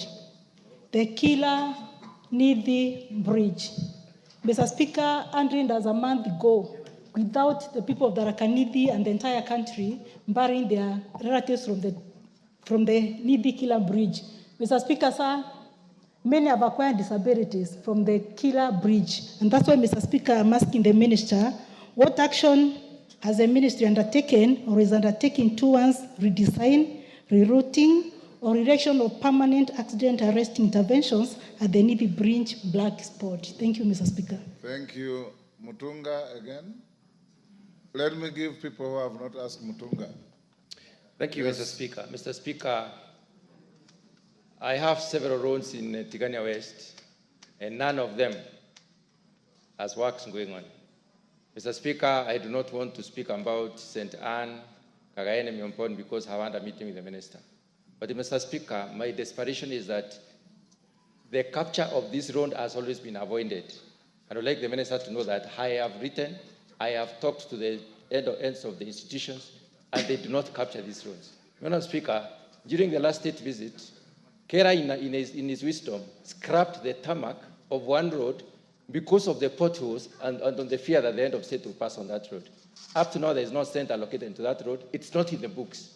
Mr. Speaker, there is another road from Kiajai to Isiolo. You are making a speech. Ask a Mr. Speaker, what I would like to the minister to tell us, when we went to health, to energy, he had a very clear way of rationalizing.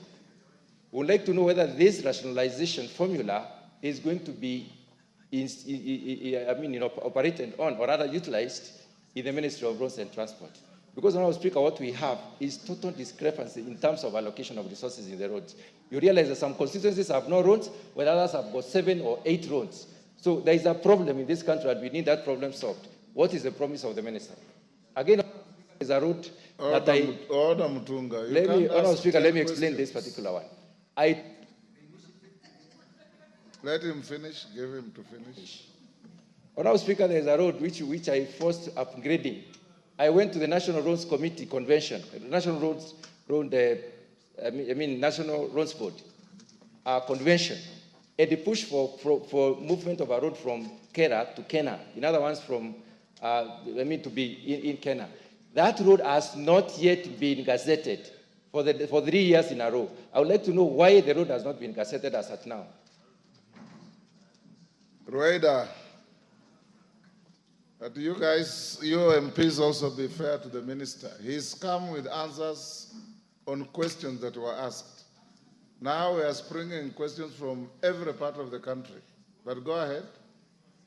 Asante Speaker. Ni vile mwakilishi wa wananchi na wakituona hapa leo tuko hatujauliza, tukienda huko tutakuwa tuna shida. Mwanzo nimpongeze waziri. Waziri ni muungwana sana. Tukienda ofisi yake tunapokelewa vizuri.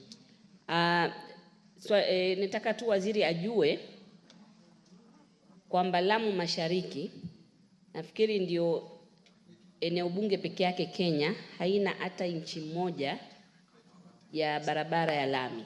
Hata inchi moja hakuna. Na barabara zetu za Lamu Mashariki ni 3. Ni Mtangawanda tu Kizingitini, ambayo hiyo najua mwaijua. Naomba tafadhali muhakikishe mtuambie zimefikia vipi mikakati yake. Angalau na sisi tuwe tuna lami. Barabara ya pili ni kuanza Hindi tu Kiunga, ambayo ni kilomita kama 120. Hiyo barabara sahihi haipitiki kabisa kwa sababu ya wale wahalifu wanaweka IDs. Sasa imefungwa kabisa. Ward 2 Lamu Mashariki huwezi kupitia hiyo barabara mpaka upitie bahari. Sasa imefungwa, imekuwa lazima uende na boat, na saa nyingine bahari ni shida sana. Kwa hivyo naomba tu waziri alifikirie, kama hana majibu lakini afikirie hata pale palipabaya tu kutengeneze kidogo ili barabara ifunguke. Nasikia pesa ilipewa Mchina iko, atafute tu, na kama insecurity si shida, KDF wako tayari, wanafanya kazi vizuri, wanapeana security. Kama imeshindikana kwa ministry, wapewe KDF wafanye ili barabara ifunguke. Asante sana.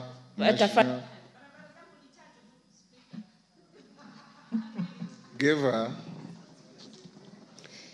Bwana Speaker, kwetu la Mashariki mazingira tofauti. Sisi maeneo yetu sio ile nyinyi mnaita land mass, sisi ni water mass. Sasa kwetu zaidi kwa ministry yenu pia tunahitaji sea wall, yani zile ukuta za bahari.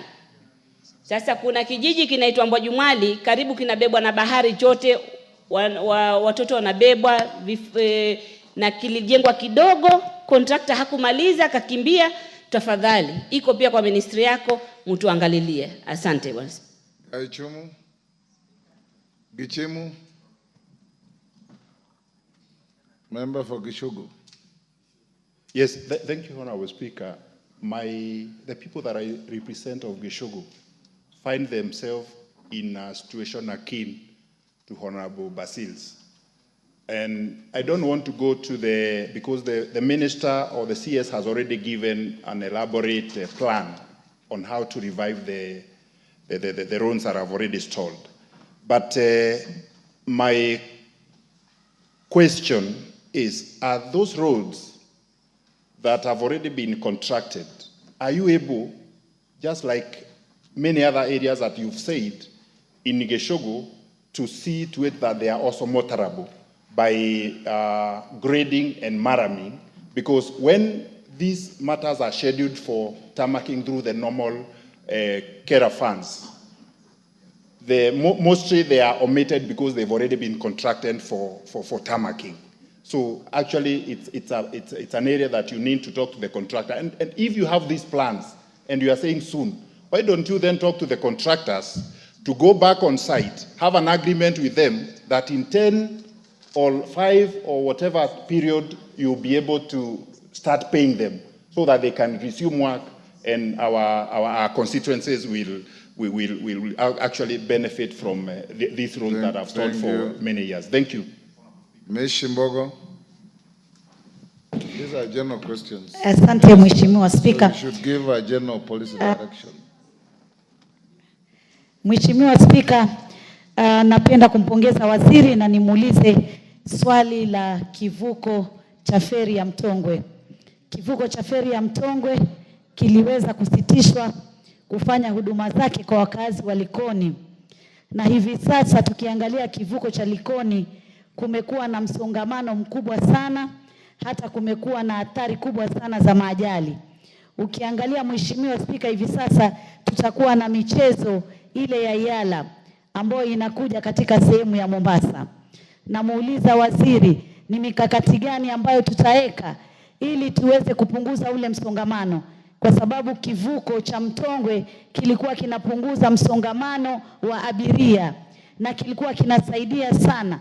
Na wakati kulikuwa na kile kivuko cha kuolea, kile tulikuwa tunaita Kiingereza floating bridge, pia kilikuwa kinasaidia. Na hivyo vyote vimeondolewa, na hivi sasa kumekuwa na shida na kumekuwa na msongamano mbaya sana mpaka kuleta hatari za ajali nyingi. Swali lingine la mwisho ni barabara ya Dongo Kundu, ambayo tunashukuru serikali wameng'ang'ana kutengeza barabara hii, na imebakia hatua kidogo sana iweze kufunguliwa rasmi na Mheshimiwa Rais Daktari William Ruto. Lakini katika barabara hiyo kuna hatari, kuna mwanya ambao umewachwa wazi, na juzi tumempoteza kijana aliweza kutumbukia kwa sababu barabara hiyo iko juu na chini ni bahari. Kijana alitumbukia na kuweza kupoteza maisha yake. Tunakuomba waziri uangalie swala hilo ili hii barabara iweze kumalizwa, rais afungue rasmi na zile hatari za kupoteza maisha ya wale wanaotumia barabara hiyo iweze kuzingatiwa. Asante sana Mheshimiwa Waziri. Thank you, Mr. Speaker. Mr. Speaker, I was actually not going to ask a question because I thought that when there are questions, you respond to the very specific one. Nonetheless, because I'm seeing that the questions are also taking on policy direction. They are justem generis. Thank you. I do appreciate, Mr. Speaker, because I think you understand, having served in the House, that members have needs in the constituency. I want to ask a question which is similar to what the Honorable Fogishugu has raised. And for me, it's really a policy issue that when you have commenced construction and then you stop because of lack of funds, it shouldn't be within the charity of the minister, but a policy issue in the ministry that you must allocate funds. Like right now, the road between Sindo and Bita is actually only about 2-3 kilometers. I was there last week, but you spend almost 1 hour because they actually messed up the road. We cannot allocate it in Kura. But when this young man called Morara wants to attack, he goes to my constituency, even though he went on the Karoli side. But because maybe Karoli is still relatively new, he was attacking me, saying, Millie, what are you doing? I'm not the one doing those roads. It's a national government. But because we are not assigning money for routine maintenance, what is the policy of the ministry? And if you don't have a policy, can you come up with a policy for just regular maintenance so that it's not dependent on policy, on charity of a given CS, but it's a given that it must be allocated. Even if you want to do that road right now, I can't do anything. And it's a small portion that we can do with the care. Thank you. Betsimba. Asante sana Mheshimiwa Spika kunipa Minister, fursa. you will compress all this into a policy direction. Asante sana Mheshimiwa Spika kunipa fursa ya kuweza kuuliza swali la ziada. Je, waziri anaufahamu barabara katika eneo bunge la Kisauni ambayo imeanza Kiembeni ipitie Mwakirunge kwenda Rabai? Na Mheshimiwa Rais alikuja kuanzisha rasmi barabara hiyo inayojengwa na Kera. Alipoondoka Mheshimiwa Rais, matingatinga yote yaliondoka yakamfuata. Anazo habari hizo na ana mipango gani kuweza kuendeleza hiyo barabara badala ya kumwekea aibu Mheshimiwa Rais? Thank you. Let's have answers to those.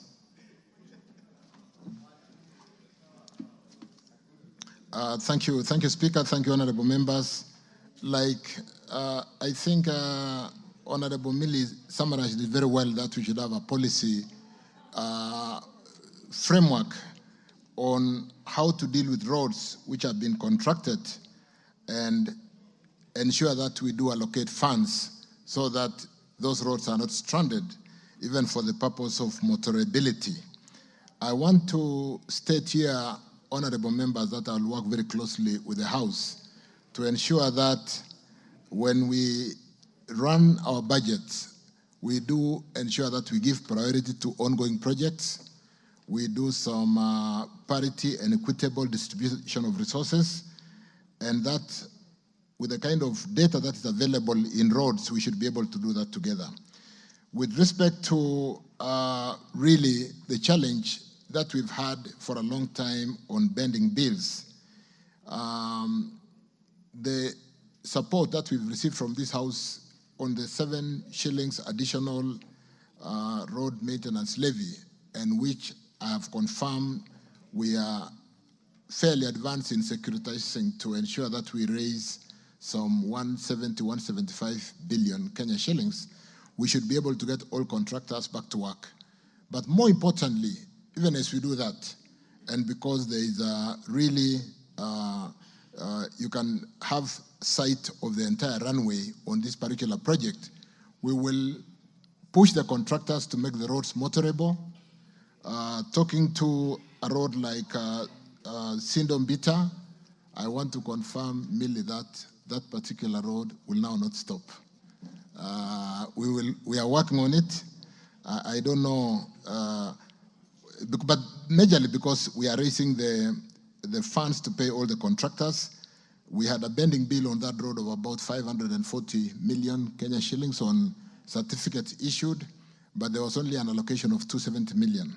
Having paid the full amount, you see the contractor still with a hole of 300 million, but I've equally had a meeting with civil engineering construction company, the same company that did the road from Kwale Kinango, and I can assure us that because of what we are doing on securitization, a lot of contractors are seeing some hope, and we are able to get a number of them back to work. So a road like Sindo-Mbita, I can assure honorable members, just to pick one, that it will not stop. With respect to Gishugu, Banagishimo, we will, like I've said, maintain. We are seeking to ensure that the contractors make the roads motorable. Traditionally, contractors should provide a road for users during construction. So we cannot be constructing a road, leaving heaps of soils, We then abandon works because of non-payment, and we leave the road not motorable. So we are going to, it's an agenda. I gave the example of Kinango Kwale, where we made the road really good on Moram, so that as they work on the tarmacking, and even albeit the challenge of pending bills and payments, the road or the users of the Kenyans users do not face that challenge.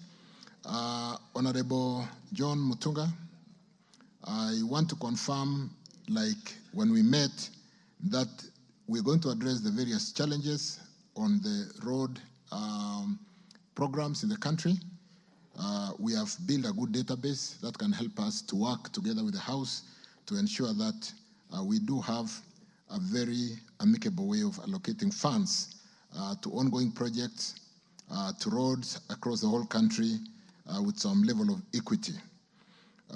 Captain Ruwaida, thank you for congratulating me equally to a number of members who have congratulated me today. I want to confirm that we'll work very closely together. Mtakawanda Road to Kisingitini, we'll tender it next week. We'll put it to tender next week. With respect to, I'm just saying, I mean, there's a lot of tendering happening next week. With respect to, I think I mentioned Tigania West for John.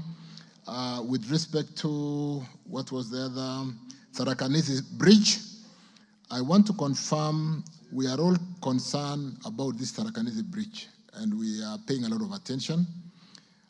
We have installed a lot of bumps or humps on the road. We have installed signage and will continue to improve. We have separated the uplink traffic from the downlink traffic. We are in the process of finalizing the redesign for the new bridge, which is currently ongoing, and we will put funds. You are aware that leadership at every level has made commitment to correcting Nithi Bridge. We don't like the name Killer Bridge. We should get it back to Nithi Bridge. And so we are paying attention to that. Our potholes on this road that is complicated and that we have had to assign or give to so many contractors, Matu, Ikalagala, I want to confirm that we will work on the potholes. Like I've said, we'll make the roads motorable. And with the 4 or 5 contractors on site, the issue of pending bills and the fundraising we are doing through securitization, we are going to pay attention and ensure that these small sections with all these contractors, Sifel, Kito, Usongiro, and so on and so forth, address and do what they are supposed to do. The floating bridge in, where is this? In Mutongwe. We removed the floating bridge in Mutongwe because it had its own challenges. We know the challenges we are facing with the Likoni ferry, but luckily, Mishimbogo, we are finalizing the Dongokundu Kibundani Road, which is basically finished. I think we are almost seeking a date for official commissioning of that road, and we will move most of the traffic. We'll work together with the leadership. I was in Mombasa last week, and we had a session with the governor for Mombasa, Abdul Swamad, and we want to work together to see how to decongest Likoni ferry, how to even provide some land around the ferry as a holding ground, which I do know that Kenya Railways did lease out to some other investor, and we are working to address that small challenge. So, honorable members, let me just say that allow us to work in another 1-2 months, max 3 months, to sort out the pending bills through securitization of the 7 shillings. I want to thank the House, Honorable Speaker, honorable members, for the support we have received in the securitization process. This will go a long way in sorting out the pending bills, which amounts to about 174 billion today. And we can get all the contractors back to work. We'll be more cautious, we'll be more careful to ensure that we do not get into that situation by assigning new projects where there is no revenue or investments or cash flow to support maturing work certificates. So, honorable members, thank you for your support. I will continue to receive you to address the specific roads in the various counties in this great country. I will continue to receive you in my office as I continue to learn. Today, I'm just 90 days in office.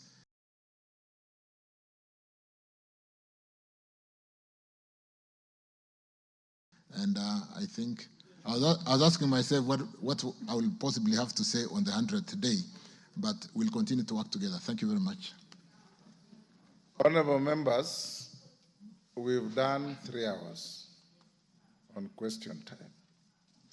I want the question by Sarah Correra to be the last for today, and invite the minister to be back here in 2 weeks to answer the remaining questions.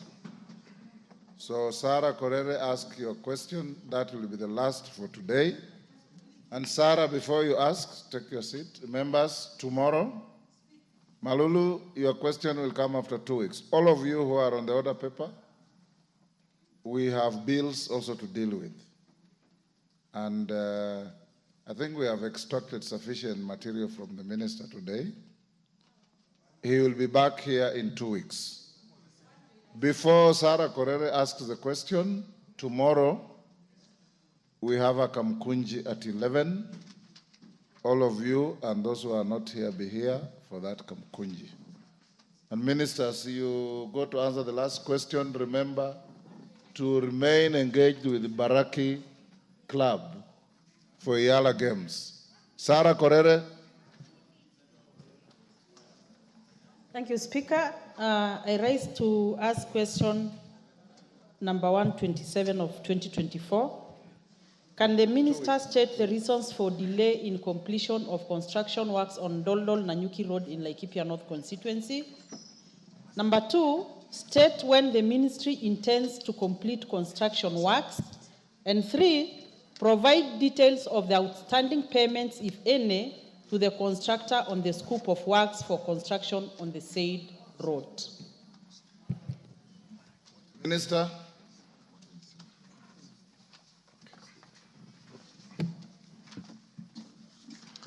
Thank you again, honorable members. Thank you, Mheshimiwa Correra. Let me go straight to and acknowledge the delay in completion of the road, of the said road, Doldol Nanyuki, in Laikipia constituency, which has been caused by non-performance by the contractor who was engaged to do the works. Shipili Enterprise Limited has been slow in the process, and we have had several meetings in order to engage him to expedite the works. Honorable members, I did have a meeting about this with Sarah Correra, and we are working on how to ensure that we accelerate that work and even provide enough funds to address the pending bill that we did see on this particular road. 2 management meetings have been held with the contractor in which they were asked to go back to site and resume works. However, they have not heeded the call, and so the employer will seek recourse on the next step of action according to the contract terms. The scope included the following: site clearance to include heavy bush clearing, tree and stump removals, evacuation and filling for structures, culverts and drainage works to include majorly new culverts installation, grading and graveling works to include light grading of the whole section and then spot graveling. Road furniture repairs maintenance to include installation of 20 in number concrete bollards. The contractor has no outstanding payment. Sorry, I did indicate that they had outstanding payment. I think the point was the funds allocated to the road is something that we discussed with Mheshimiwa, and Mheshimiwa, we need to have another cup of tea. Thank you. As regarding the Mbaraki Stadium, honorable members, I have worked very closely with Mheshimiwa Osoro and Faith Gitau, Mheshimiwa, and Mbaraki progress today is 80% complete. We have challenges, small challenges on the sitting area and the common amenities like toilets and the changing rooms. I want to confirm that as of yesterday, I did hold a meeting and we are looking at NYS moving in to do most of the handiworks. Kenya Power supporting us in doing most of the lighting. But I want to confirm that the tartan is the asphalt, the tarmacking of the places that needed to be asphalt, and the tartan to be installed will be shipped and it will come in on time and the stadium will be ready. We are also looking at the other gymnasium stadium to ensure where the other indoor games will be. And we did yesterday give an indicative budget approval to ensure that we are able to run through the coming 3 weeks and make the facility ready so that our parliament can host the East African Legislative Assemblies with a better dignity than we have been hosted in the other countries. So I'm on top of it with Bwana Osoro, with Gitau there, and thank you for your support. Thank you, Speaker. Thank you, Honorable Sarah Korere. Do you have a supplementary? Thank you, Speaker. And Speaker, I want to acknowledge indeed that the Cabinet Secretary has himself taken up the issue and called me severally about the road. But again, the CS, I want to inform you and plead with you with a lot of humility that the people of Laikipia North are suffering, untold suffering, because of the status of that road.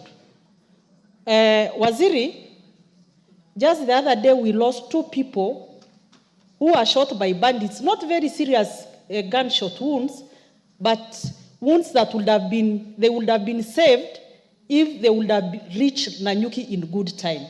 But because of the status of that road, they couldn't. It is also clear that Shibili Construction Company does not have the capacity to go back to that site. So the earlier you expedite the process of bringing an alternative person, the better for us. Again, on the 0 kilometer of that road, because that contract, I think,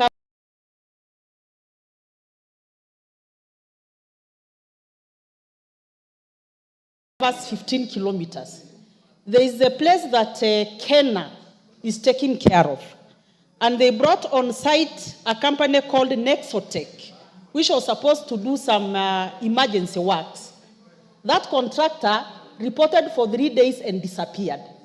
So you wonder what emergency work is when there is no emergency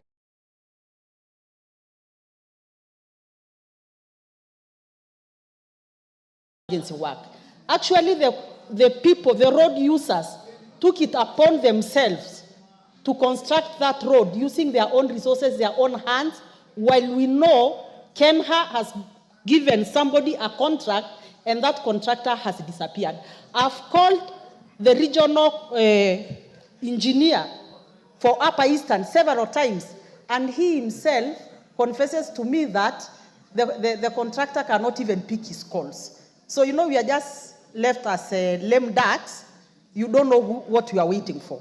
Again, in Laikipia North CS, Laikipia North is the biggest constituency. It is bigger than Laikipia East and Laikipia West combined. There is no road network. The road that connects Timao, Lokusero, all the way to the constituency headquarters at Doldol is completely washed out. It is a road that is under Kenya in the Upper Eastern.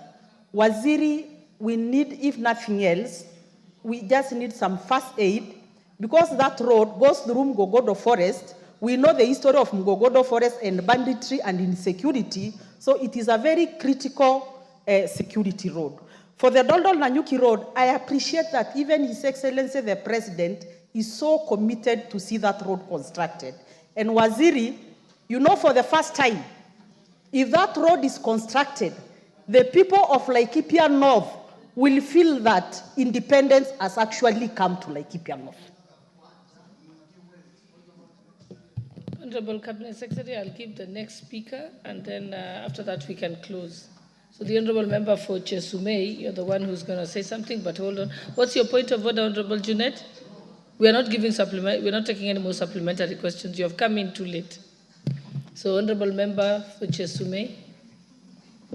Thank you, Madam Speaker, for giving me this opportunity, and I rise to ask the CS what the ministry is doing to ensure that the contractor assigned to Danger Chemuswa Road, which has not only stalled, but there is no maintenance ahead of works in that particular road, and that road is not passable and not motorable at all.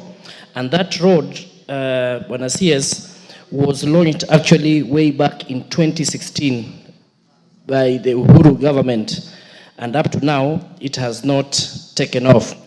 There is also a road, Chepterit Chepkober Kaiboi, which is on Kenha, that has also stalled, and apart from it being stalled, there was maintenance ahead of works on that road, but the contractor decided to just take the machines midway and say that he doesn't have enough money for that road.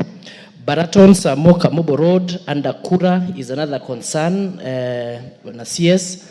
That road is around 8 kilometers, and we had agreed actually we were being allocated 1 kilometer every year, but for the last 2 years that road has also stalled, and now there is no maintenance on the remaining part of the road, which is impassable. Lastly, there are 2 bridges CS, and those ones have caused fatal accidents. People were buried the other day on the Makonge Baraton Bridge, which right now is very, very dangerous and impassable, and I don't know what the ministry is doing about it.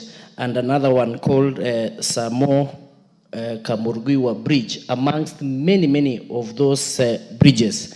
Lastly, there's a road which had been allocated funds on GOK called Kaptel Chomisia, which we had asked for funds when the previous minister was in office. Actually, it took time, and the other day it was awarded, but the works have not started. The only problem is that road took too long until there was a CSR from Kipchabo Tea Estate. That road right now is motorable and good, but there's an adjacent road which is very bad, and we had requested the RD to change or to do something so that we do not waste the taxpayers' money, and it seems they are saying that their hands are tight. So why would we actually lose money on the road of Kaptel Chomisia while there's an adjacent road that is not good, and this one else has been done? So please intervene. Thank you so much. Okay, Honorable Cabinet Secretary, I think those are the last questions. I think that Honorable Marianne Aldai, I think already the substantive speaker has already ruled that that was going to be the last intervention. All other questions will be brought up in 2 weeks' time when the Cabinet Secretary comes to the House. I think that was the agreement. Proceed, Waziri. Thank you, Honorable Speaker. Because these are substantive questions, let me beg to come with comprehensive answers in the next sitting within 2 weeks. But for Mheshimiwa Paul Biegon's question, the challenge on Danger Chemuswa, I think Chepterit Keses, is it Lesos, that junction C36, Mo University, which is also with China Railway number 10. If you took time to look at the appropriation, you'll realize that the bending bill on this road is, I've just checked quickly, and the bending bill is at 734 million Kenya shillings, 734.3 million Kenya shillings. We only appropriated 91.3 million. So even after paying the 91, which we haven't paid because of the exchequer release, but we are working on that, we'll still have a 600 million plus. We've taken it as a road of interest, and we are trying to get the contractor back to site. In fact, this is why I was saying that this contractor partly last week. He has undertaken that if we pay him another 300 million Kenya shillings, he should be able to resume work and accelerate work because, like I said, he's a contractor with means, and he has got many other contracts across the country. We are working round to ensure that in the next few days, he's back at work.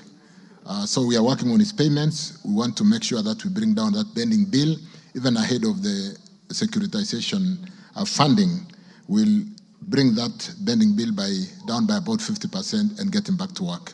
For the other detailed questions, allow me to come with detailed answers as we continue to work together. And I think even in 2 weeks, I would probably be reporting how far we are on the securitization and getting all the contractors back to work, ensuring that, first and foremost, all the roads are motorable, so that even when they down the tools, they do not really hold us at ransom. Honorable members, let me thank the House for the engagement this afternoon and commit that I will do my best to ensure that we do provide infrastructure that will support the economy in terms of movement of goods and movement of people in the way modern economies do provide infrastructure for their population. Thank you. Thank you, Cabinet Secretary. I think you may take your leave. Honorable members, I think we'll move to the next order.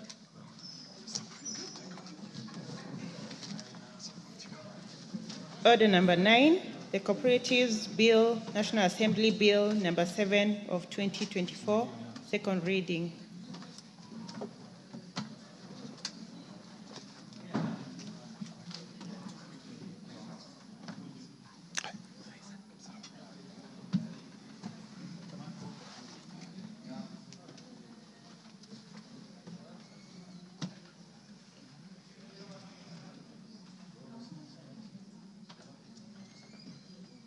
Honorable Osorom, you may proceed.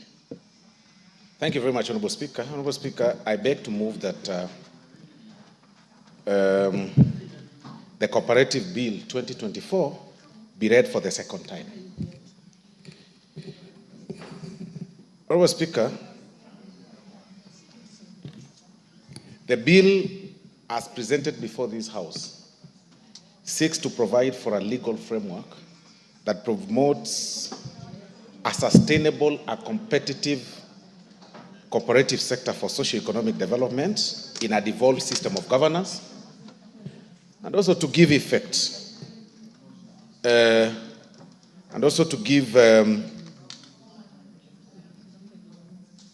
effect to Article 186 and the 4th schedule to the Constitution.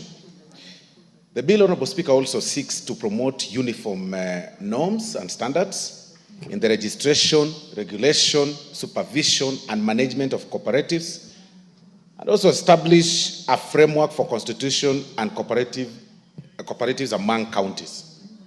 Honorable Speaker, this bill further seeks to establish the Office of the Commission or Commissioner for Cooperative Development at the national level, and the Office of the County Director for Cooperatives at the county level, and also it provides the intergovernmental cooperative relations. Honorable Speaker, the Office of the Commissioner for Cooperative Development will be responsible for the promotion, registration, and regulation of cooperatives and provide for the intergovernmental cooperative relations. Honorable Speaker, this bill further seeks to introduce the cooperatives 4-tier structure that composes of A, the primary cooperatives, B, the secondary cooperatives, C, the cooperative federations, and D, Apex Cooperative, Honorable Speaker. Honorable Speaker, as you are aware, the cooperative sector is very critical in the societal or socio-economic development in the country, and the realization of the government's objective of bringing down the cost of living, eradicating hunger, creating jobs, expanding the tax base, improving foreign exchange and balance, and inclusive growth. Honorable Speaker, the significant benefits that have accrued to Kenyans through the cooperatives include employment and wealth creation. And besides, the traditional areas of agriculture production, processing and marketing, the strength of cooperatives is currently felt in several areas, Honorable Speaker, and they include the finance, the real estate, the value addition, education, health, transport. You all see circles and cooperative societies in the matatu industry, mining, and several other commercial activities. Honorable Speaker, as we move this, it's important to also highlight the content of the bill as drafted, Honorable Speaker. The bill has 168 clauses that are divided into 17 parts and 3 schedules. Part 1 of the bill, which of course comprises of clause 1 to 5 of the bill,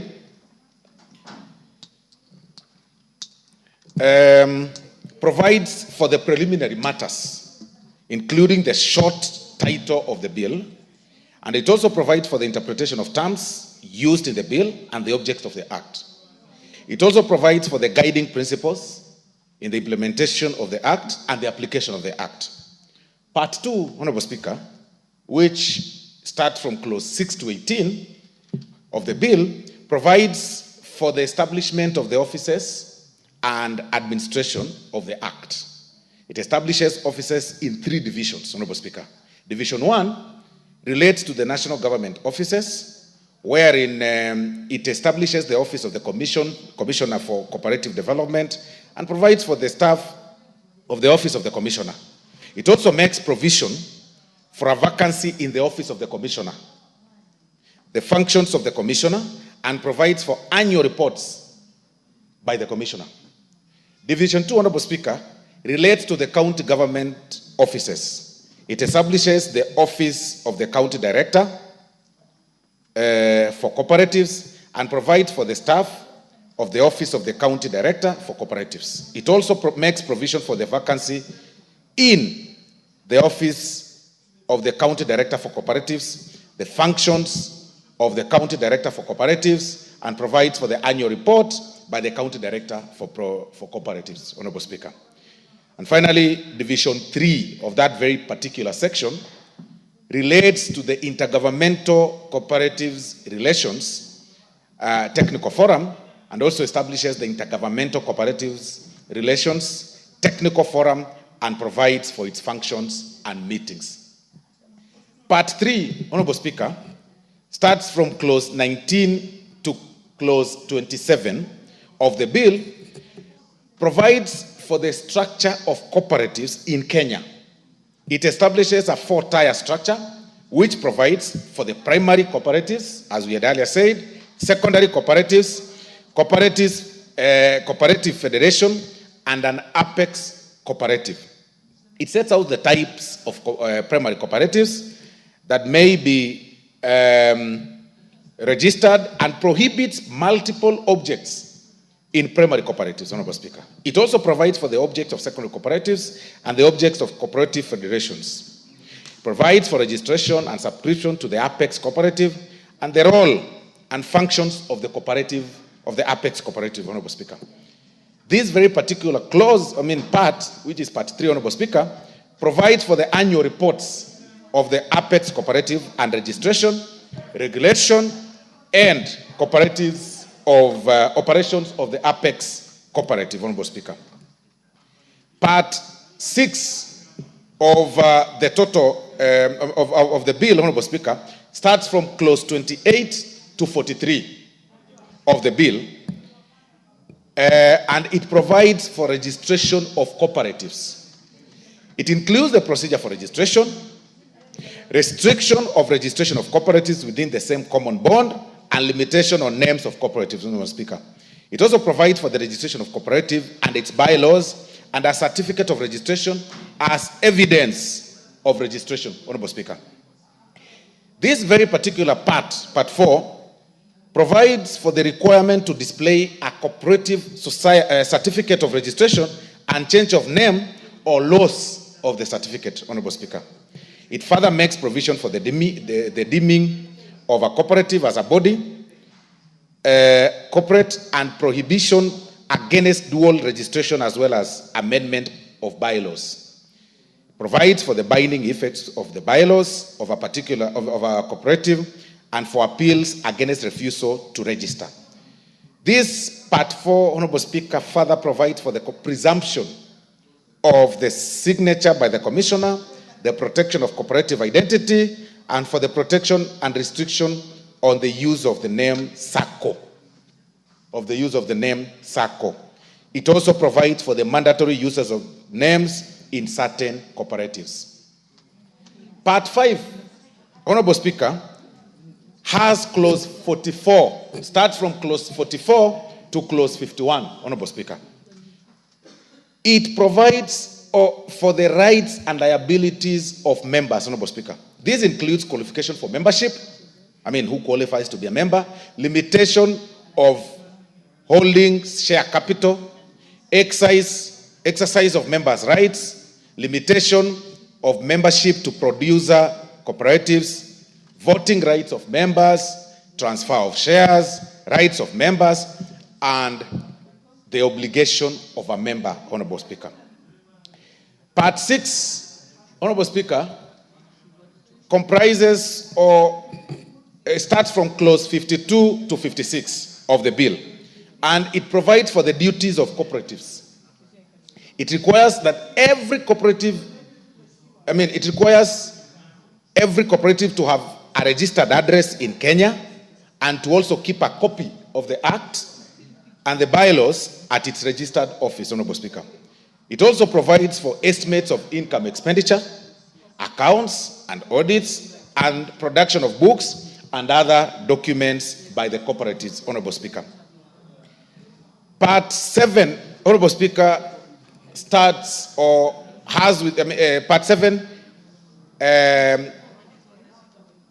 of the bill, Honorable Speaker, which starts from clause 57 to 66, provides for governance of cooperatives, Honorable Speaker. It includes provisions on general meetings, special general meetings, presiding at general meetings, the use of physical or virtual or hybrid general meetings, and the delegate system of representation. This very part, Honorable Speaker, also provides for membership and powers of the board, eligibility for the creation of a supervisory board, and its duties as well as the nomination committee, Honorable Speaker. Part 8, Honorable Speaker, which starts from clause 67 to 68 of the bill, provides for the amalgamation and division of cooperatives. This part outlines the procedures for the amalgamation, generally, and the division of cooperatives, Honorable Speaker. Part 9 of this bill, Honorable Speaker, starts from clause 69 to 80, Honorable Speaker, of the bill. And what it does, Honorable Speaker, it provides for the rights and obligations of the cooperatives, Honorable Speaker, and permits a cooperative to enter into a charge of a member's produce and to fine a member for violation of bylaws. It also provides for first charge over debts and assets of a member and the first charge over member shares. This is usually a very important clause, Honorable Speaker, because it provides for the first charge over debts and assets of a member and first charge over member shares.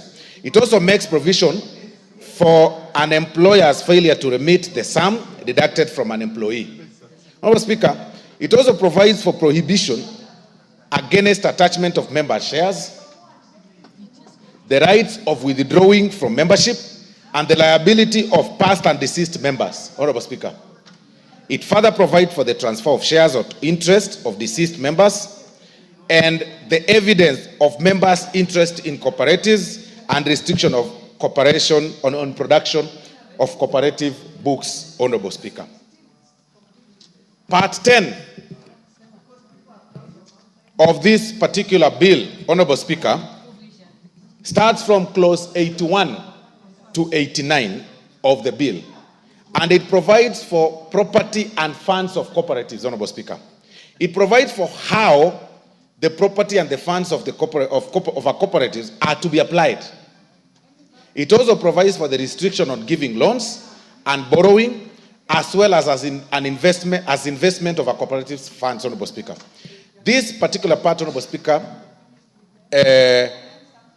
makes provision declaration and payment of bonuses, the maintenance of a reserve fund, and the distribution of net balance. And it also provides for investment in non-core activities and investment in companies, Honorable Speaker. Part 11 of this particular bill, Honorable Speaker, starts from clause 90 to 98. Clause 90 to 98 of the bill, and it provides for changes by cooperatives. Charges by cooperatives. It provides for the creation of charges over cooperative property, compliance of charges with applicable law, the registration of charges by the commissioner, and for the register of charges. It also makes provision for the issuance of satisfaction of charges and for the requirement for the receiver to give notice of appointment to the commissioner, Honorable Speaker. It further makes a provision for the requirement of a cooperative to keep a copy of instruments of charge at registered office and for the register of particulars of charges, Honorable Speaker. It further provides for the right of members and creditors to inspect the register of charges. Part 12, Honorable Speaker, of this bill starts from clause 99 to clause 105. 99 to 105, Honorable Speaker. Remember we said that, clause 99 to 105, sorry, of the bill. It provides, Honorable Speaker, this particular part provides for inquiry, inspection, and surcharges. Honorable Speaker. It provides for, this bill, Honorable Speaker, further provides for the power to surcharge officers of a cooperative, appeal against a surcharge order, and the recovery of a surcharge, Honorable Speaker.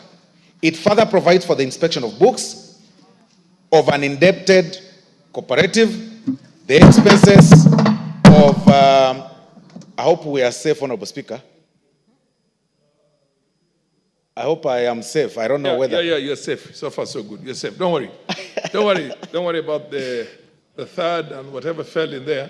Yeah, I thought... It's not anything that should worry you. Okay, thank you very much, Honorable Speaker. Thank you. Yeah. So this particular part 12, Honorable Speaker, further provides for the inspection of books of an indebted cooperative, the expenses of inquiry and inspection and routine inspection, Honorable Speaker. Part 13, Honorable Speaker, starts from clause 106 to 117, Honorable Speaker. And it provides for the dissolution of cooperatives. This includes the procedure for dissolution, the cancellation of registration, effects of cancellation, and it makes provision for the liquidation of a cooperative society, of a cooperative whose registration is cancelled, Honorable Speaker. It also makes provision for the appointment of a liquidator in case of such matters arising, and the qualification of a liquidator, the powers of a liquidator, and the making of a liquidation account of cooperatives, Honorable Speaker. It sets out the powers of the commissioner during liquidation. It further, Honorable Speaker, provides for appeals against an order of the liquidator or commissioner, enforcement of orders, and outlines offenses relating to liquidation of a cooperative, Honorable Speaker. Honorable Speaker, part 14 of the bill. Part 14 of the bill. Remember, I had part 14 starts from clause 118 to 123. As I said earlier, the bill has 168 clauses. So part 14 has clause 118 to 123, And it provides for special powers of the Cooperative Tribunal to set aside certain transactions. It provides for the power of the Cooperative Tribunal to set aside transactions that are undervalued, the power to void preference, and provides the meaning of the term relevance, and the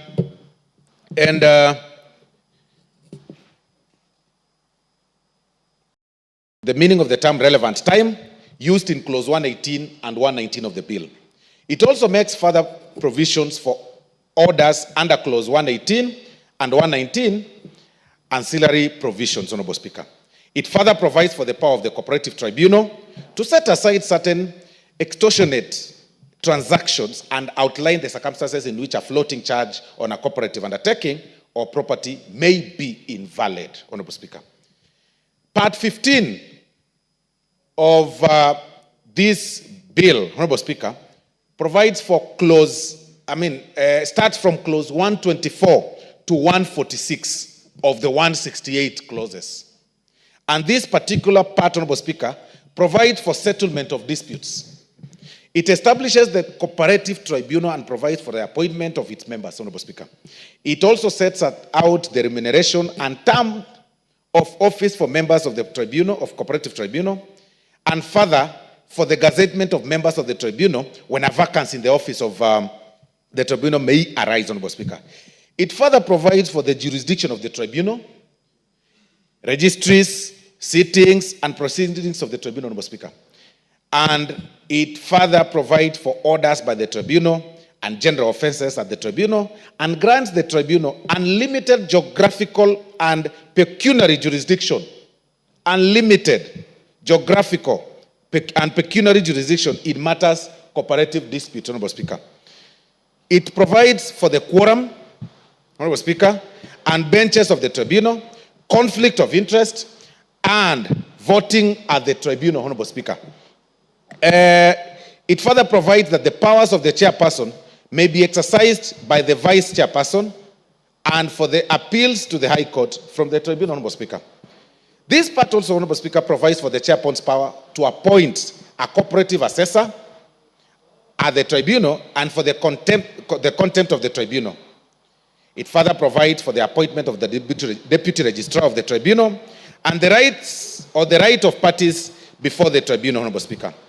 And finally, on this particular part, Honorable Speaker,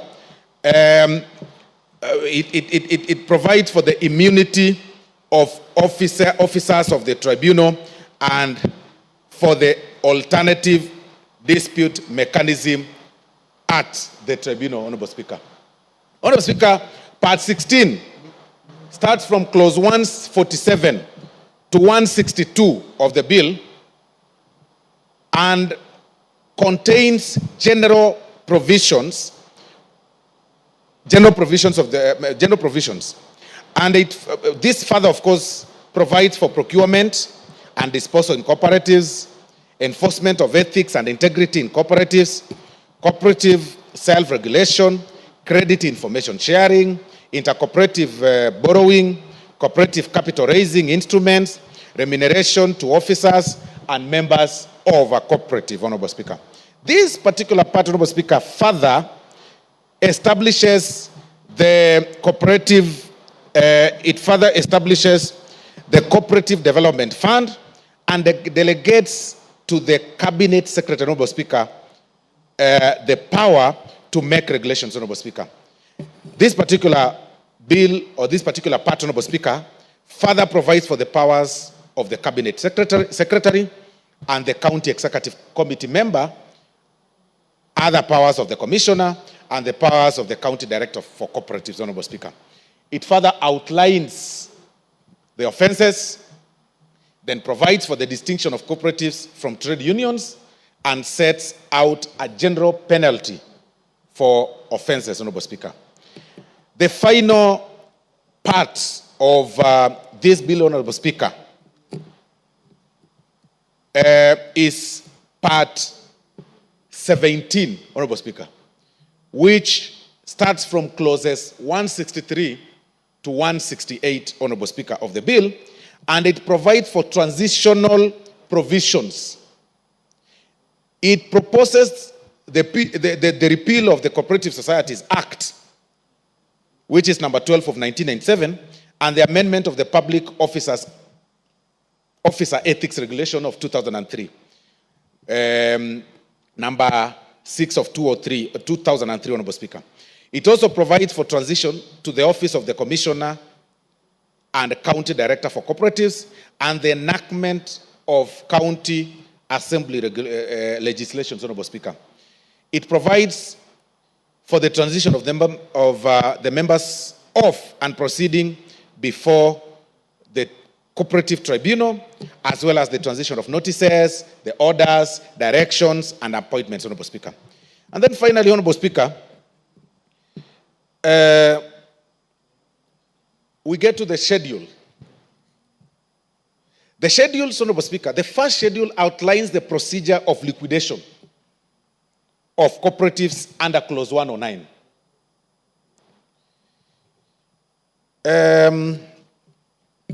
The second schedule, Honorable Speaker, outlines the preferential debts in relation to the payment of debts for a cooperative under liquidation. While the very final one, Honorable Speaker, the third schedule, outlines offenses relating to conduct before and during liquidation and criminal proceedings relating to other offenses under Clause 117, Honorable Speaker. Honorable Speaker, it's important for honorable members to know the aims and purpose of this bill. After highlighting what the entire bill provides for, Honorable Speaker, it's important for members to know that the very first part of the bill aims to update Kenya's cooperative sector, which is introduction, framework, aligning it with modern socio-economic and governance structure as envisioned by the Constitution, Honorable Speaker. By doing so, it intends to further socio-economic development within a developed system, Honorable Speaker. The objective of the core objective of the bill, Honorable Speaker, seeks to propose the establishment of both the national level commissioner for cooperative development and the county level, Honorable Speaker, of county directors for cooperatives, Honorable Speaker, with each office promoting intergovernmental cooperative relations, Honorable Speaker. And the legal consistency, Honorable Speaker, of this particular bill is rooted in Article 186 of the Constitution and is part of the broader national cooperative policy. Its intent, Honorable Speaker, is to harmonize cooperative governance across counties and also ensures uniform standards while respecting devolution, Honorable Speaker. There are key committee observations that arose during the formation of this bill, Honorable Speaker. Clarity on cooperative structure. That is one. The bill introduces a tied structure for cooperatives, or a tier structure of cooperatives, Honorable Speaker, which has now primary, secondary, federation, and an apex cooperative, Honorable Speaker, to streamline the operations and represent members of interests effectively at different levels, Honorable Speaker. The question of alignment with devolution also arose from the committees of observation, Honorable Speaker, and it emphasizes on cooperatives or cooperation between the national and county governments, which aligns and it makes sure that it aligns with devolved governance structures or governance principles, empowering counties to participate in cooperative oversight and support, Honorable Speaker. It also, the observation also, Honorable Speaker, was on the enhanced governance and financial management, where the bill seeks to address governance challenges such as transparency, accountability, which also include the establishment of supervisory boards and nomination committees in cooperatives, Honorable Speaker. Now, the fourth point, Honorable Speaker, that should be very keen is addressing sectorial challenges or sectoral challenges, Honorable Speaker. Governance and financial resilience. The bill aims to improve the cooperative governance by embedding principles of transparency and strong financial oversight, thereby protecting members' investment, Honorable Speaker. Market access and capacity building. is also another point, Honorable Speaker. And through clear operational structures, cooperatives, Honorable Speaker, will better access markets and resources. Enhanced training for cooperative members and leaders is also prioritized to elevate sector standards, Honorable Speaker. The fifth very vital point, Honorable Speaker, is the economic and social impact of this particular bill, Honorable Speaker. By empowering the local communities, the bill positioned to significantly benefit rural communities. And this is done by strengthening local cooperatives, thus contributing to job creation and economic empowerment at the grassroots, Honorable Speaker. And the long-term sustainability is also a very important virtue and factor in this bill. And the provisions in the bill, including the development of a cooperative development fund, aims at ensuring that cooperatives remain economically sustainable and environmentally responsible, Honorable Speaker.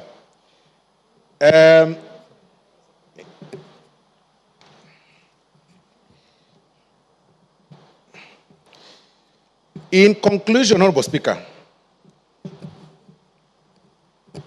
as I conclude, Honorable Speaker, it's important to inform members and notify members that the bill is very crucial for sustainable, competitive cooperative sector aligned with the national cooperative policy.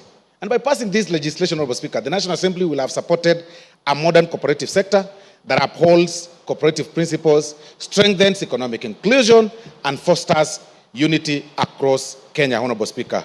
So in conclusion, Honorable Speaker, I therefore request or wish to request the honorable members to support the bill so that we can have a comprehensive legal framework for promotion, for management, and regulation of cooperatives in Kenya in a devolved governance structure, Honorable Speaker. I therefore, Honorable Speaker, beg to move and ask the substantive leader now who is back in the House, the leader of majority, to second the bill. Thank you very much, Honorable Speaker. Leader of majority.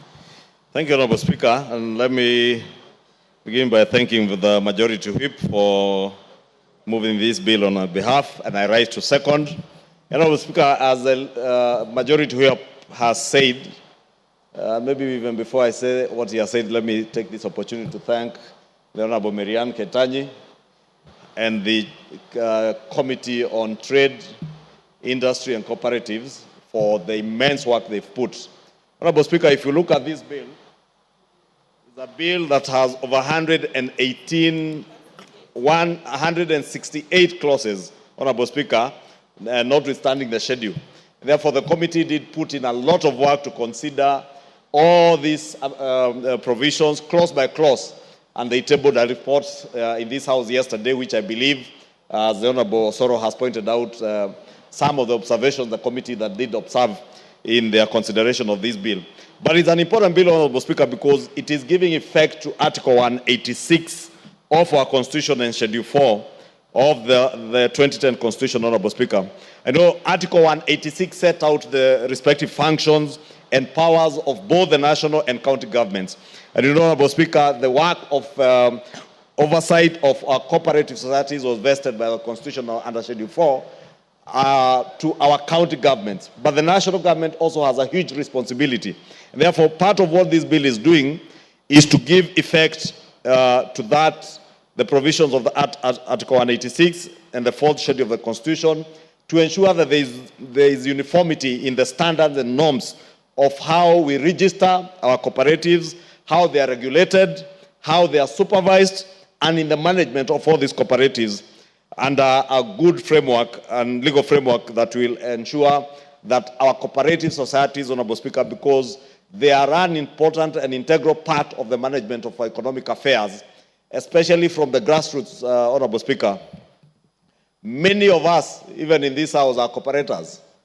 In fact, this morning, Honorable Speaker, I had the opportunity over lunch to dash to Kitengela to see part of the good work being done by the Parliamentary Cooperative Society, PACOSO.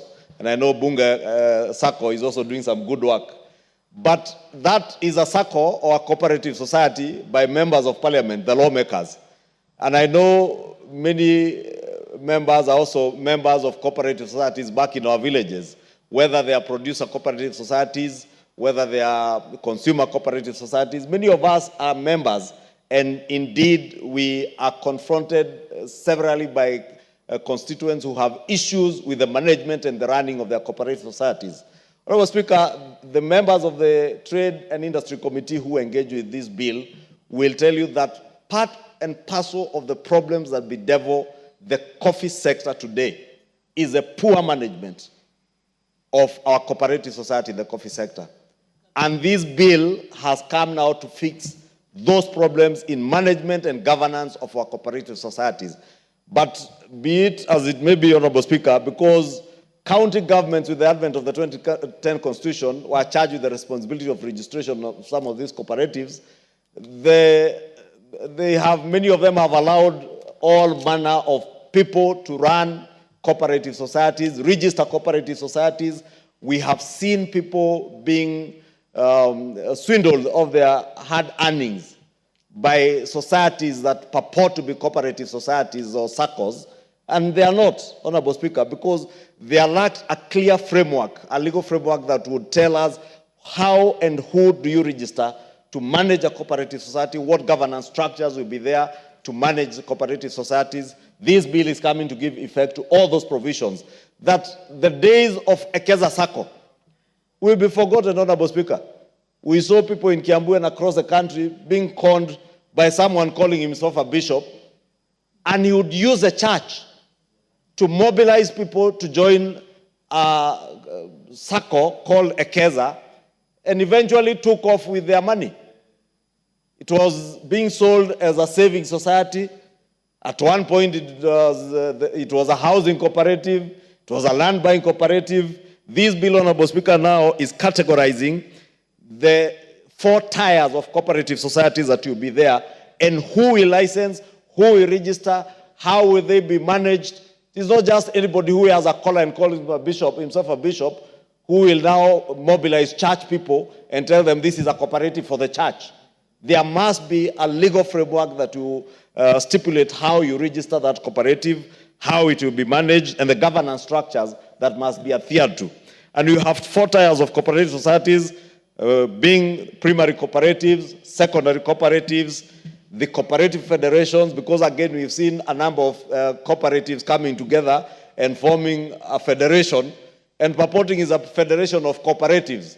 And again, taking off at some point, the small cooperatives, officials of small cooperatives come together, they form a purported confederation of cooperatives, and the officials now swindle from the primary cooperatives. Now it will not be possible to do that, Honorable Speaker, if and when this bill becomes an act of parliament and the law becomes operational. Then we have apex cooperatives, and the bill goes into length, and the members will be able to see, and Kenyans will be able to read the contents of this bill and be able to see how are they categorized, who can be a member of a primary cooperative, who can join as a secondary cooperative, who are the membership, or what is the membership of cooperative federations, and even the apex cooperative societies.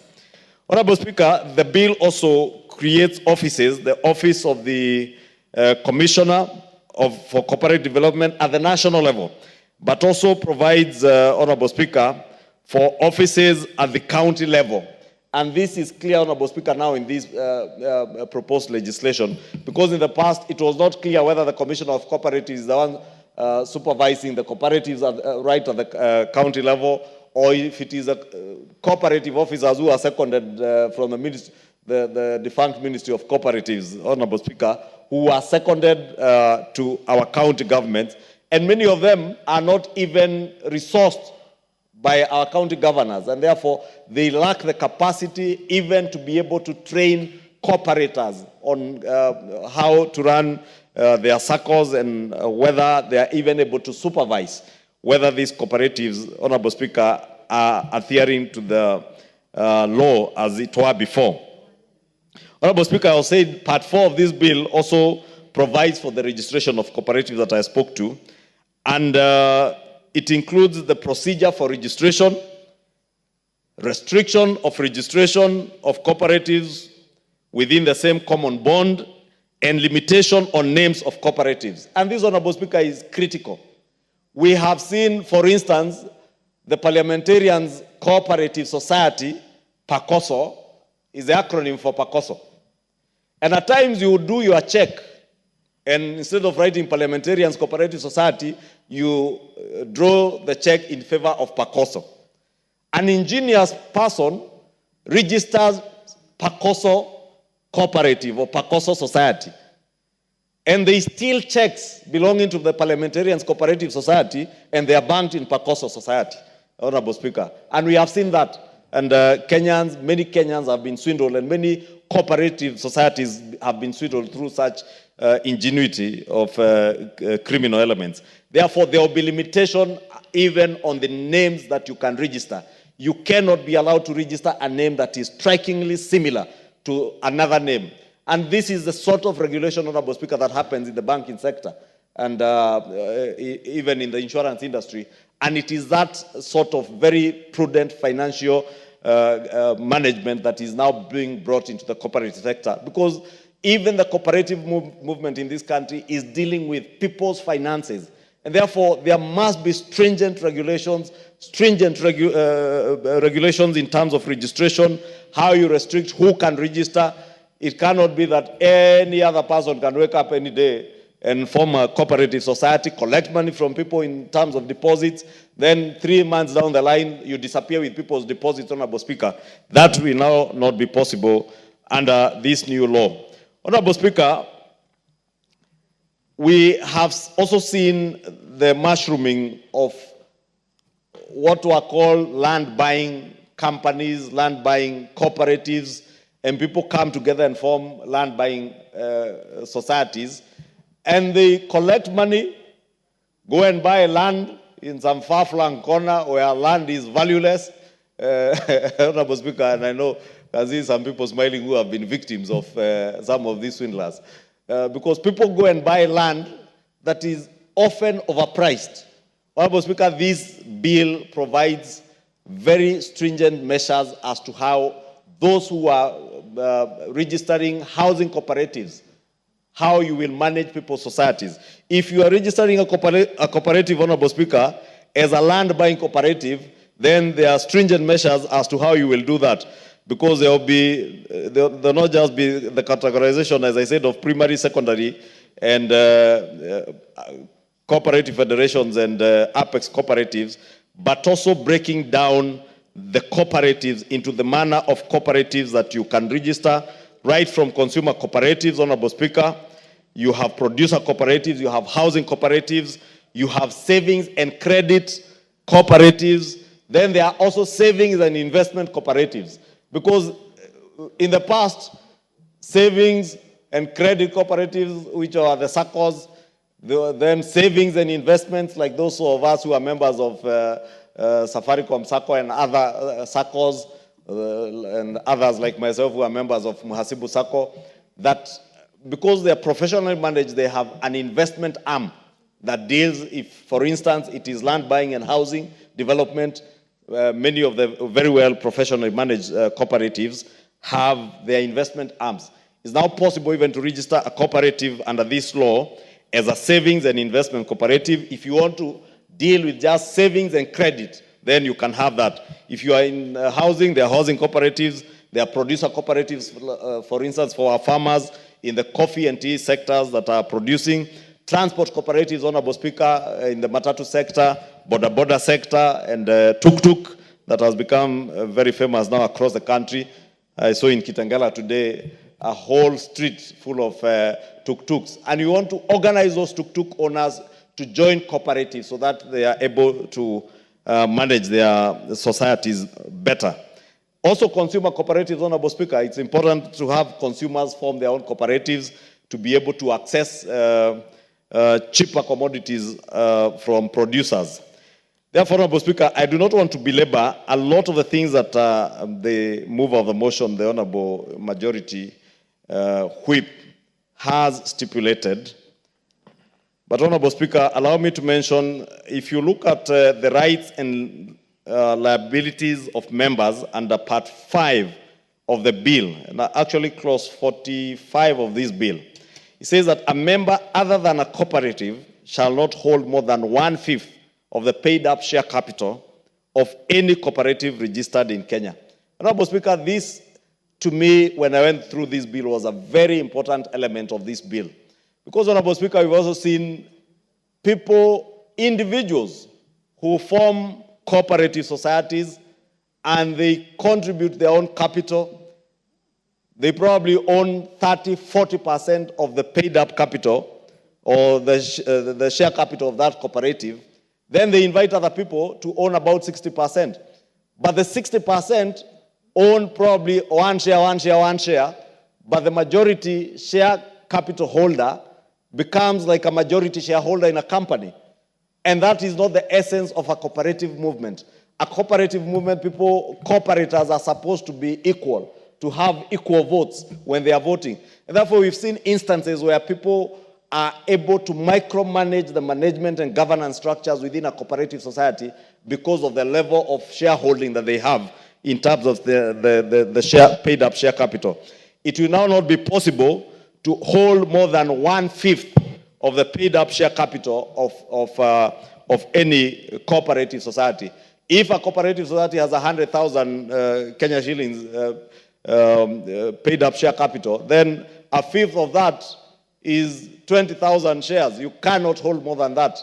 Therefore, even those of us who are old members in this House, Honorable Speaker, who are members of Bunge Sacco and Pakoso, we must be careful. And now Mr. Muita, who manages our Pakoso Sacco, must ensure that even yourself, Honorable Speaker, who has been in this House for quite some time, you do not subscribe to more share capital that beyond 1/5.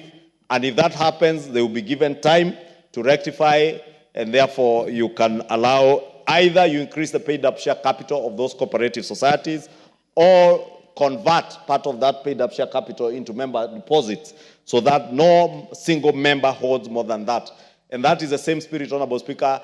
In the insurance industry, in the banking sector, people are not allowed to hold beyond, I think, 20 or 25% shareholding in banks and our insurance companies to ensure that there is proper governance within the finance sector. And as I said, the cooperative movement is also part of our very critical finance sector in this country. And therefore, there is need for that restriction.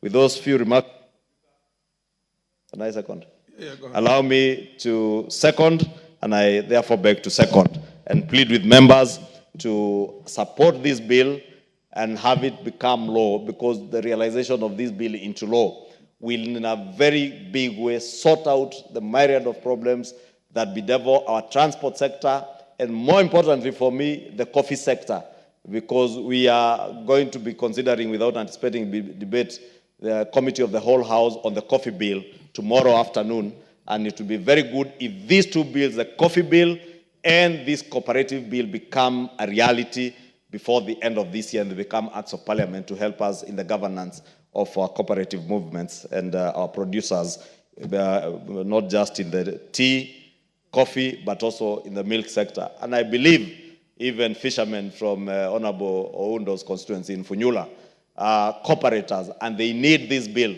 to become an act of parliament for them to be able to govern their fishing cooperative societies better. I beg to second. Ordinarily, I should have said even the camel herders and the camel businessmen can create their own. Honorable members, I now propose the question that the Cooperatives Bill, National Assembly Bill number 7 of 2024, be now read a second time. The Honorable Gichimu Gidinji. Thank you so much, Honorable Speaker.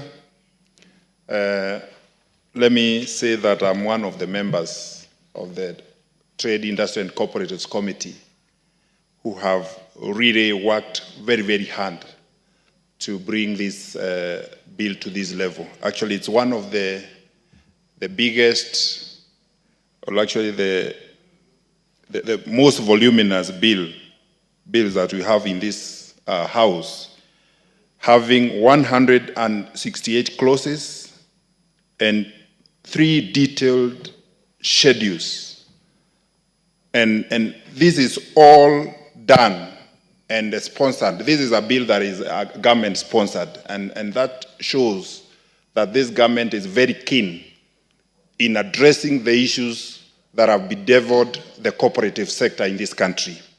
And let me first of all start by thanking the members of the committee, because we've had to sit even long hours, very, very many meetings, going close by close, and also considering the numerous submissions that have been given or submitted by members of the public during the public participation that we did across the country. We divided ourselves into various groups, and I led one of the groups that went to Mount Kenya, and the response by the cooperators was very encouraging, and they really need this law like yesterday. And I also thank the team from the ministry led by PS Kelemi, and of course the CS who also came in, also joined, and they used even to attend our meetings during the consideration of this this bill. And that shows the commitment that this government has given into addressing the issues of cooperators in this country. And I'm also excited because my farmers from Geshogo, coffee farmers, will benefit a lot from this bill, because those issues of governance of cooperative societies and many other cooperative societies, including dairy cooperative societies, or will now be addressed by this bill. And, Honorable Speaker, now going into the meat, let me say that this bill asserts the supremacy of the members of the cooperatives during the general meeting as the supreme authority of a cooperative in making decisions. And it also addresses the issues of whereby cooperatives have been sometimes operating even without a registered office.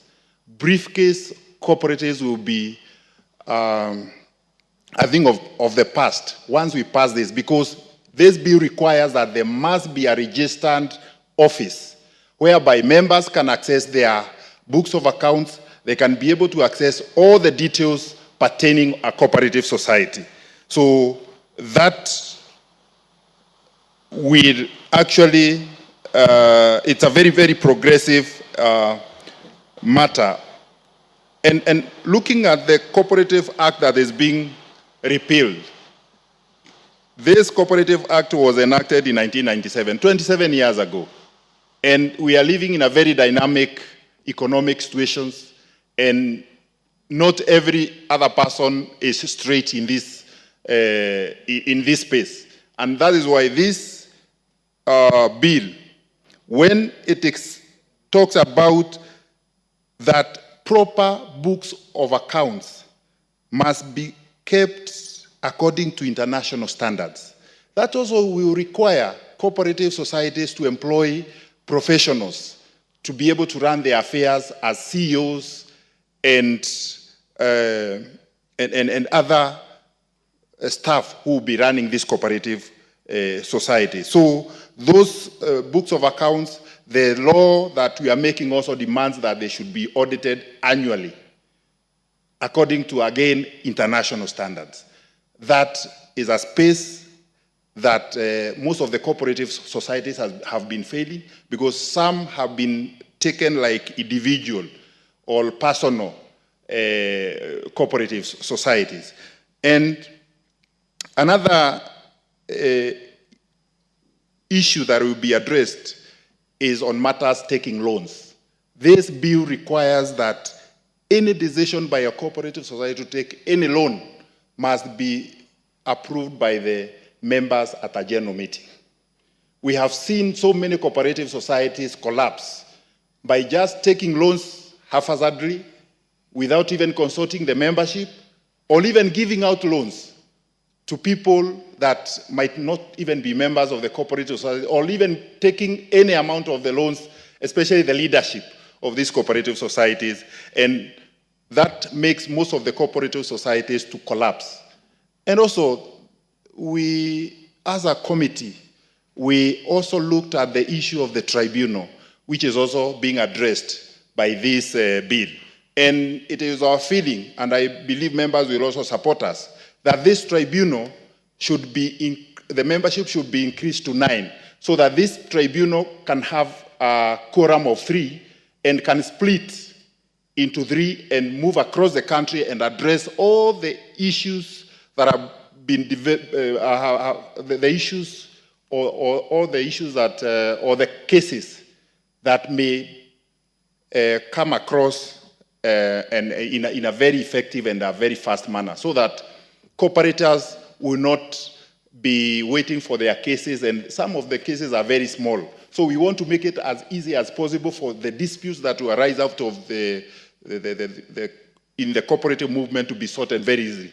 And in this case, we have proposed that the chairman should be deputized by 2 deputies, so that a chair can head one quorum, another deputy can head another one, and the other one can head another, because there is a requirement that both the chair and the deputy should be lawyers. So how else can we achieve this? So this is a proposal that we will be seeking without anticipating debate during the committee of the whole for the House to agree with us and support. So, Chair, Honorable Speaker, since a lot has already been explained by the mover and also the seconder, I don't want, let me also allow as many members who are around to be able to contribute by posing at that point, but there's a lot and a lot for the cooperators of this country to benefit out of this bill. And let me defray or say that this House has been committed about this bill. There have been outbursts out there that the House, the leadership, and the government is not committed. This is an assertion that this House, the government at large, is committed to sort out all the issues of the cooperators in this country, and we will do it for the benefit of our people and for the progress of the cooperative movement in this country. Thank you, Honorable Speaker. Before I give the Honorable Kaitani, I would want to give an opportunity to the Deputy Speaker to contribute on that. Honorable Mary Kaitani, you take a pause a little bit, and you're next, undoubtedly. Being the chair of the committee, but let's allow our Deputy Speaker. Okay. Thank you very much, Honorable Speaker, for this opportunity. First, I want to thank the Committee on Cooperative on Trade for the immense work they have done together with the Ministry in making sure that we get this law. This law is extremely important. And yes, this law has covered many of the areas that are a challenge, challenges of governance, challenges of management, challenges of naming, and all the loopholes that existed in the cooperative sector. But even as we do this, I will definitely be bringing in amendments to this bill. Some of the amendments will be to undertake a complete vetting of all the county commissioners of cooperatives across the country and all the ministry staff that have been dealing with cooperatives. Because as we talk about the problem we have had before, where there was mismanagement of cooperatives, there was lack of transparency, there was loss of public money, it could not have been possible without the collusion of those crooks in the cooperative sector. If they were colluding with the ministry officials. And this is a fact. So even if we change the law and we don't change those corrupt officials in the Ministry of Cooperatives, nothing is going to change. And I can say this without fear of contradiction. We had a crisis in the last 3-4 years in Uasin Gishu County with the Keyo Housing Cooperative, where a bunch of 4 persons decided that they had the power to even alienate the building that belonged to Keyo Cooperative Housing. And they were able to do so continue to collect the rent and mismanage the building, all in the full view of the Commissioner of Cooperatives in Uasin Gishu County and the Commissioner of Cooperatives in Elgeyo Marakwet County, because that is where they were domiciled. I, in fact, still have messages that I exchanged with Commissioner Obonyo here in Nairobi, because he was part of it. When we told him that these people had been voted out by the members of the cooperative, he refused to supervise the transfer of the officials from the crooked officials that the members had rejected to give to the new officials that had been elected. It took the intervention of the former cabinet secretary, Chelugui, whom I went to see together with the members of the cooperative to beg them to save their hard-earned investment, which was invested by as far back as my grandfather. And at that time, it was only with the intervention of the minister and the intervention of the then PS, I don't know if he's still the PS, Kilemi. They were the only two who eventually reined in on their rogue commissioners. So even if we have a fantastic law, and Commissioner Obonyo is still in office. Please give a little bit more time to the Honorable. Please. What happened? Thank you. Give her an additional so as 3 minutes. even if we pass a good law, and the same crooks are the ones still working in that department in the ministry, nothing is going to change. We must undertake vetting, just the way we had a radical surgery of the judiciary during the time after the new constitution. It's the same way we must undertake vetting of all the officials that deal with the cooperatives. If you are supervising cooperatives in a certain county and they eventually collapsed from mismanagement, what were you doing as the person who is tasked to do that? It means you colluded. So there is no way that any of those officials could have proceeded without the ministry officials. So I will be asking for an amendment so that we can undertake a vetting as part of the process of repealing the old law and coming in with a new law. Thank you, Honorable Speaker. The Honorable Mary Kaitani. Thank you, Honorable Speaker. As I stand to support, allow me to state right from the onset that these amendments to the Cooperatives Bill couldn't have come at a better time. And why do I say so? The last time this bill was ever amended was in the year 2004. That is about 20 years ago. And that is way, way, way before the 2010 Constitution came. And if you know, and we know that the cooperatives is a devolved function. So there was a requirement that the bill be amended to conform with the 2010 Constitution. I think history will not let us down in terms of knowing what has happened to cooperatives in the past. And key examples could be the old KPCU, I think the Kenya Planters Cooperative Union, and the birth of the new KPCU was as a result of the mismanagement of the cooperative union, which was the KPCU. Another good example is KCC. And at some point, the farmers almost lost their incomes and their revenues because of the collapsed KCC. And we know the birth of the new KCC is as a result of, again, mismanagement at the cooperative level. Some of the other notable cooperatives that I've seen that have had issues are farmer cooperatives, more specifically in the milk sector, in the sugar sector, in the coffee sector. I can give many, many examples of cooperatives. And as we speak today, government is going to put about 7 billion Kenya shillings to finance cooperatives in the cooperative sector, in the coffee sector, because of mismanagement that was done in previous cooperatives. The sugar sector has not been left behind, and I think there's about 2 billion or 1.7 billion that is being put by government just because of mismanagement that has come out of cooperatives, and this is because there are flaws or there are issues in the Cooperatives Act that the directors or the managers of the cooperatives took advantage of and actually misused the cooperatives that they had been entrusted to do. This bill first came in, for the first reading in April of 2024 and was committed to the Departmental Committee of Trade, Industry and Cooperatives, pursuant to Standing Order number 127, and an advert was placed in the media for public participation. Public participation was done in 8 counties, representing the 8 regions we have in our country, that is in Siaya, in Vihiga, in Kericho, in Mombasa, in Machakos, Isiolo, and in Kirinyaga. And we also had submissions from various stakeholders, including the ministry, the Council of Governors, who had a great interest in this bill, and very many other stakeholders and cooperators. Many cooperators came in with their, to give their views on the bill.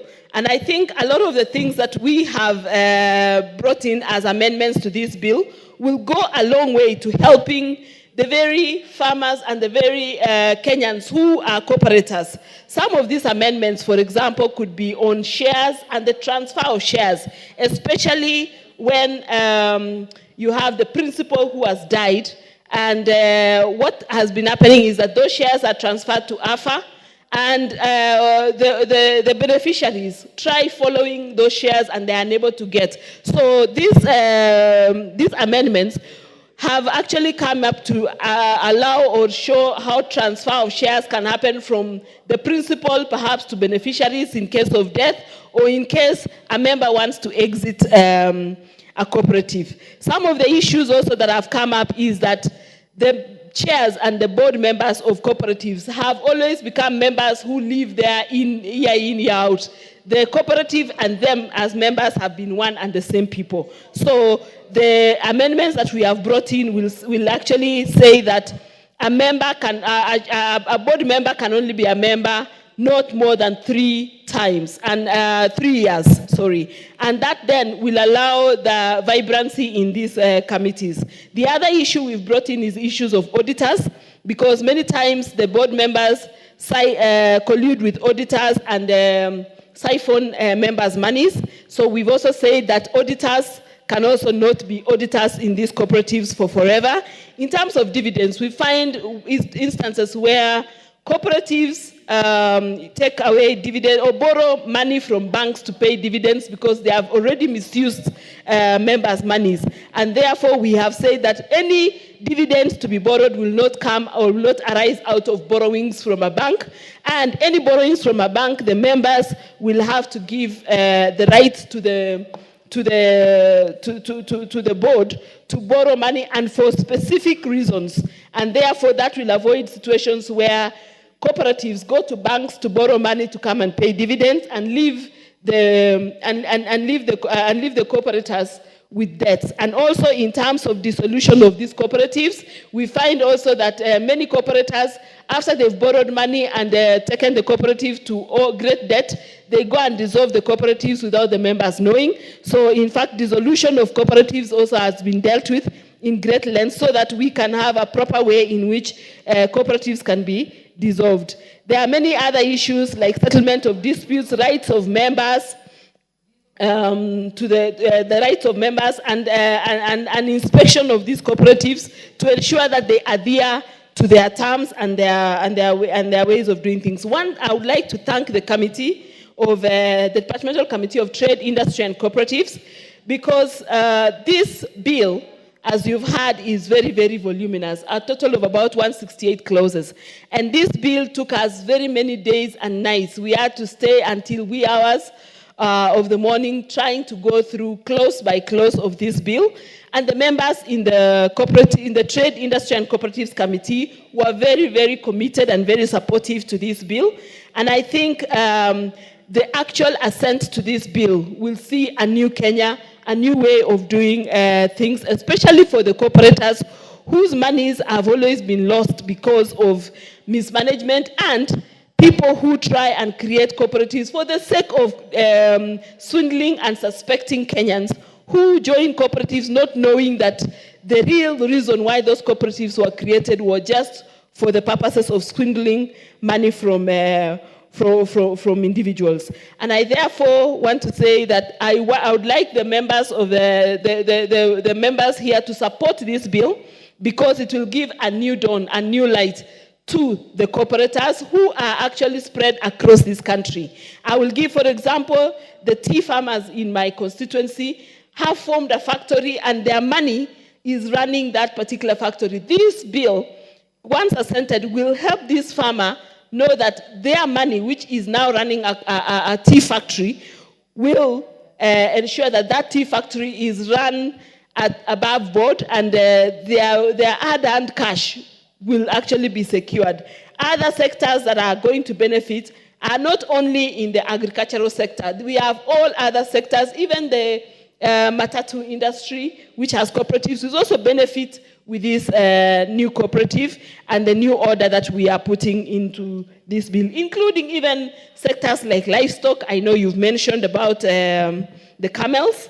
I think that would be a sector as well. All sectors, basically, because if we look at how farmers or how Kenyans are putting their earnings nowadays, they do them through cooperatives because they believe in teamwork, because they believe in putting resources together. So these resources needs to be secured, and I think because this bill is sponsored by government, it couldn't have come at a better time when government needs to secure and make these Kenyans who are cooperators feel secure with the hard-earned savings and incomes that they get. I thank you, Mr. Speaker. I support. The Honorable Wilberforce Oundo. Thank you, Honorable Speaker. Let me also go on record. I'm a member of the Committee of Trade, Industry and Cooperatives, and I've had the pleasure to process the bill up to where it is today. Honorable Speaker, today we are here to stand in support of the Cooperative Bill of 2024. Honorable Speaker, it is important for us to understand that cooperative movement in this country is as old as this country. And the process that leads to this particular bill, Honorable Speaker, started in the 12th Parliament. And I must laud the former PS, Ali Ismail Nur, for having mooted this idea, thought about it, and indeed walked through the journey. Honorable Speaker, we started by passing the National Cooperatives Policy that laid the framework for review of the 1997 Act that was amended in 2014. So, Honorable Speaker, this now gives you the importance of starting from the very bottom in legislative making process, whereby you start by the policy will identify policy gaps, will identify legislative gaps that we have to address as we are doing here today. Honorable Speaker, we passed the new constitution in 2010, inaugurated in 2010, and therefore, Honorable Speaker, the old act had to be renewed or amended, revised to meet the emerging issues. Honorable Speaker, with the new technology in the market, with the ever-expanding scope of the cooperative movement, it became necessary that we truly have to amend the particular act. Honorable Speaker, and I want to tell the members of my colleagues who are here and who are not here, and members generally, that the cooperative movement is an extremely important movement because it's built on 3 or 4 pillars. One is voluntary membership, democratic processes, and probably equal state equality in terms of decision making. And of course, many of us who are here have mobilized resources for personal development, to resolve emergencies through the cooperative movement. And it's therefore important that we continuously strengthen the governance structure of the cooperative movement. Again, for record purposes, so that we draw this distinction very clear, and for purpose of the public, a SACCO, whether deposit taking or whatever SACCO you call it, is primarily a cooperative society. It has to start as a cooperative society. And that's why this particular act says, whenever there is any conflict between this primary act and the SASRA Act then we need to review and make sure we align. So we need to make it very clear, 12 members. You are first primarily a cooperator before you become a SACCO member. Honorable Speaker, my colleagues have gotten through. I don't want to focus on clause by clause because that's an area I have interacted with it. We have made amendments. I don't want to focus on that. But Honorable Speaker, let me just focus on the outcome of public participation. And that's why, Honorable Speaker, I felt a little let down when the Supreme Court declared that public participation is not mandatory. That whatever the people tell you there, you can disregard. I felt let down.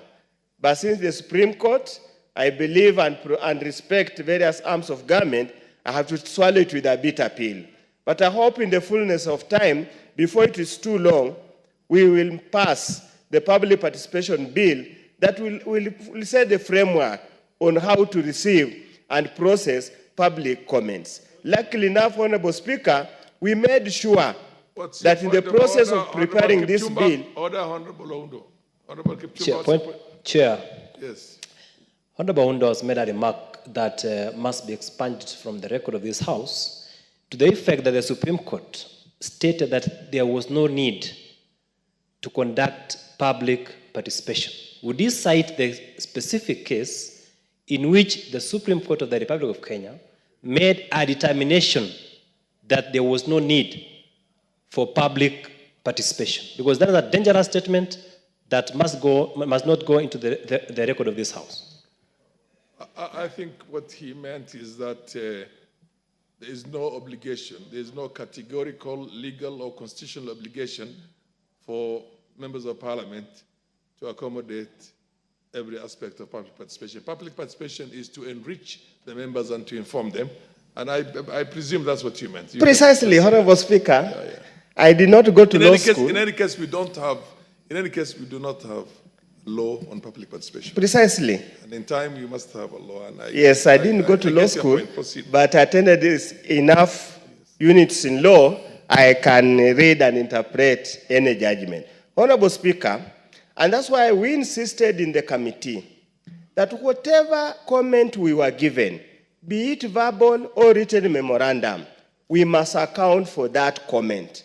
And if we are accommodating the comment, we will state we have accommodated. If we are rejecting the comment or the representation, we will clearly say we are rejecting for X, Y, Z reason. For the abundance of caution, because by then, what was in the prevailing was the decision by the Court of Appeal in respect of Finance Bill 2023. And for purposes of my good friend, I'm referring to the Supreme Court ruling in respect of Finance Bill of 2023. Honorable Speaker, there are four things that came out very clear, and the members of public were categorical.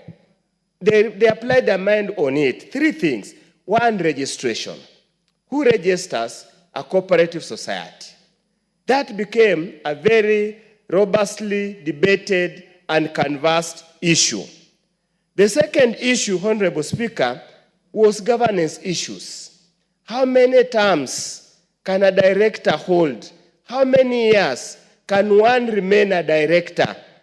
Can a director remain for life just because they have got muscles?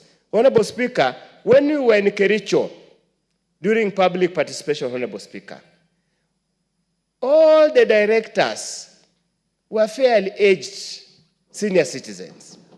When we asked one of the young ladies, she said where she comes from, their society traditions or culture cannot allow her to go and contest against an elder. So the elders will have to remain members, directors forever. So the question was, how can we do to remedy so that we bring in new blood in the cooperative movement? So it became a contentious issue. I do not want to speak on what the committee has proposed because that's the work of the chair and the vice chair. Second, Honorable Speaker, was the issue of remittance An employer deducts your money and does not remit. Your employer deducts your money and delays to remit your deduction. What remedy, what recourse does a cooperator have in respect of this matter? What if you expected your shares to have increased, or your deposits have increased? You go to apply for a loan. You are told you're expecting your employer has been remitting for the last 1 year. You think you have 60,000 or 100,000 deposit. You are told the last time any remittance was received was about 3 years ago. Your shares and your deposit can only warrant you 20,000, yet you have an emergency that requires 50,000. So, Honorable Speaker, that became a very contentious issue. Honorable Speaker, the issue of supervision. Who supervises? Who takes remedial action whenever there is a problem? Honorable Speaker, of course, after all that public participation, there was a residual matter that remained. As we write theses, we write proposals, projects, areas of further study. And that area was professionalizing the sector. As at the moment, we have no professional body. So how do we professionalize the sector? And that's why we said, let's deal with what we have now. As we move forward, we'll deal with the rest. So, Honorable Speaker, I support and I beseech my colleagues, let's support this bill. Let's canvass the committee. The Honorable Lady MP for Suba North. Mr. Speaker, I rise to support this bill, and in supporting, I want to thank the committee for coming up with a very comprehensive bill. Mr. Speaker, cooperatives are very helpful, and they provide a necessary economic boost, especially for micro, small, and medium-sized businesses. Mr. Speaker, these are areas that if people don't pull together, they will not be able to realize much. It borrows largely from the Harambee spirit. And Mr. Speaker, in areas, for instance, such as fishing, the fishing industry, it has actually been helpful. A lot of the fisher folk are fairly poor or indigent, and without pulling together in cooperatives, they may not be able to realize much. Even as we speak, a lot of the fisher folk, as we speak, don't even own the boats that they use. And by enhancing cooperatives, they'd be better able to have access to the tools of their trade. Mr. Speaker, I want to agree with the members who have spoken that we have actually seen a lot of misuse of this sector, and a lot of the members that have saved within the cooperatives have had their resources misused in the past, and hence there's need for enhanced governance within this sector.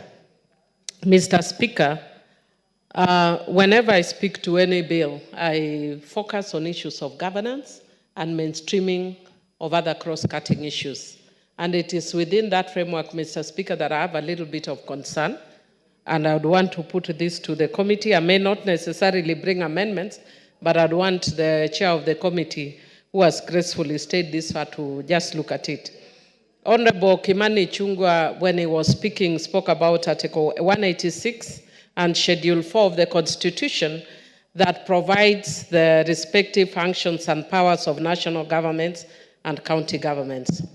What I notice in the architecture of this bill is that it does not stay true to that, because you give a lot of powers to the national government, even in terms of establishment, and make the county subservient to the national government.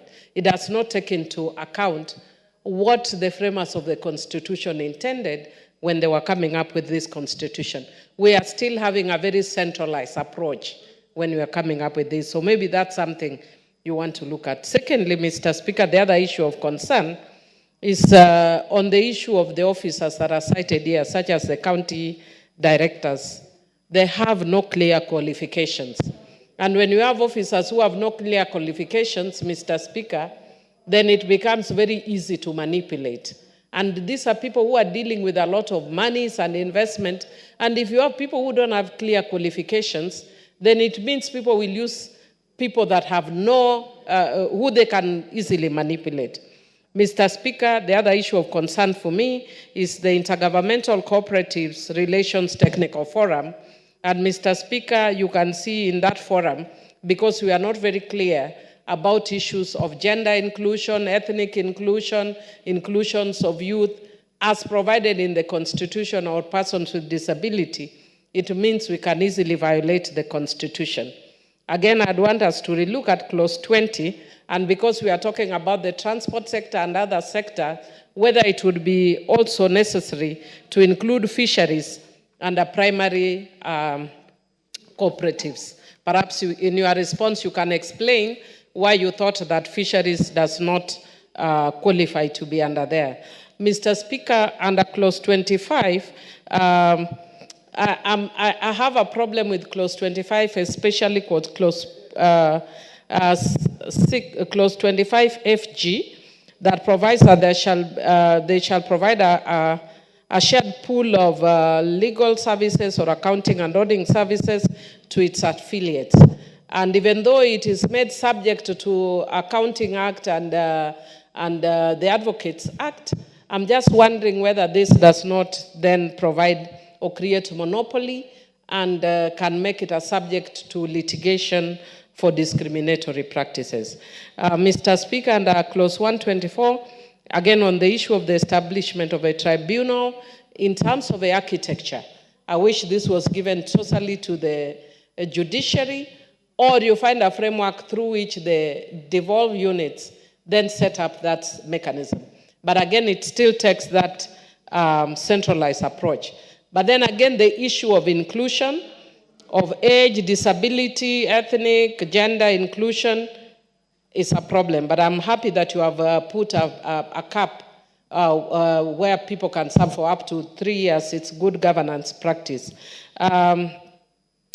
Mr. Speaker, I think one of the things I also like is Article 146, where the Deputy Registrar shall prepare and maintain a list of persons qualified to serve as the Cooperative Tribunal annexed mediators. I was just earlier meeting women mediators, and I think it's a very good area. But again, even in this one, provide the issue of gender inclusion, because the women mediators were, or women in alternative dispute resolution, was saying that sometimes they are elbowed by the men in that sector.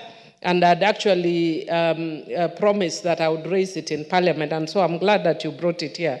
And finally, because I know my time is almost up, I just wanted to speak to the issue, before that, but I wanted to notice on, note on clause 25 again, that under the Apex Cooperative, you provide that they shall lobby the national government and county on cooperative issues. Perhaps if you could consider changing the word lobby.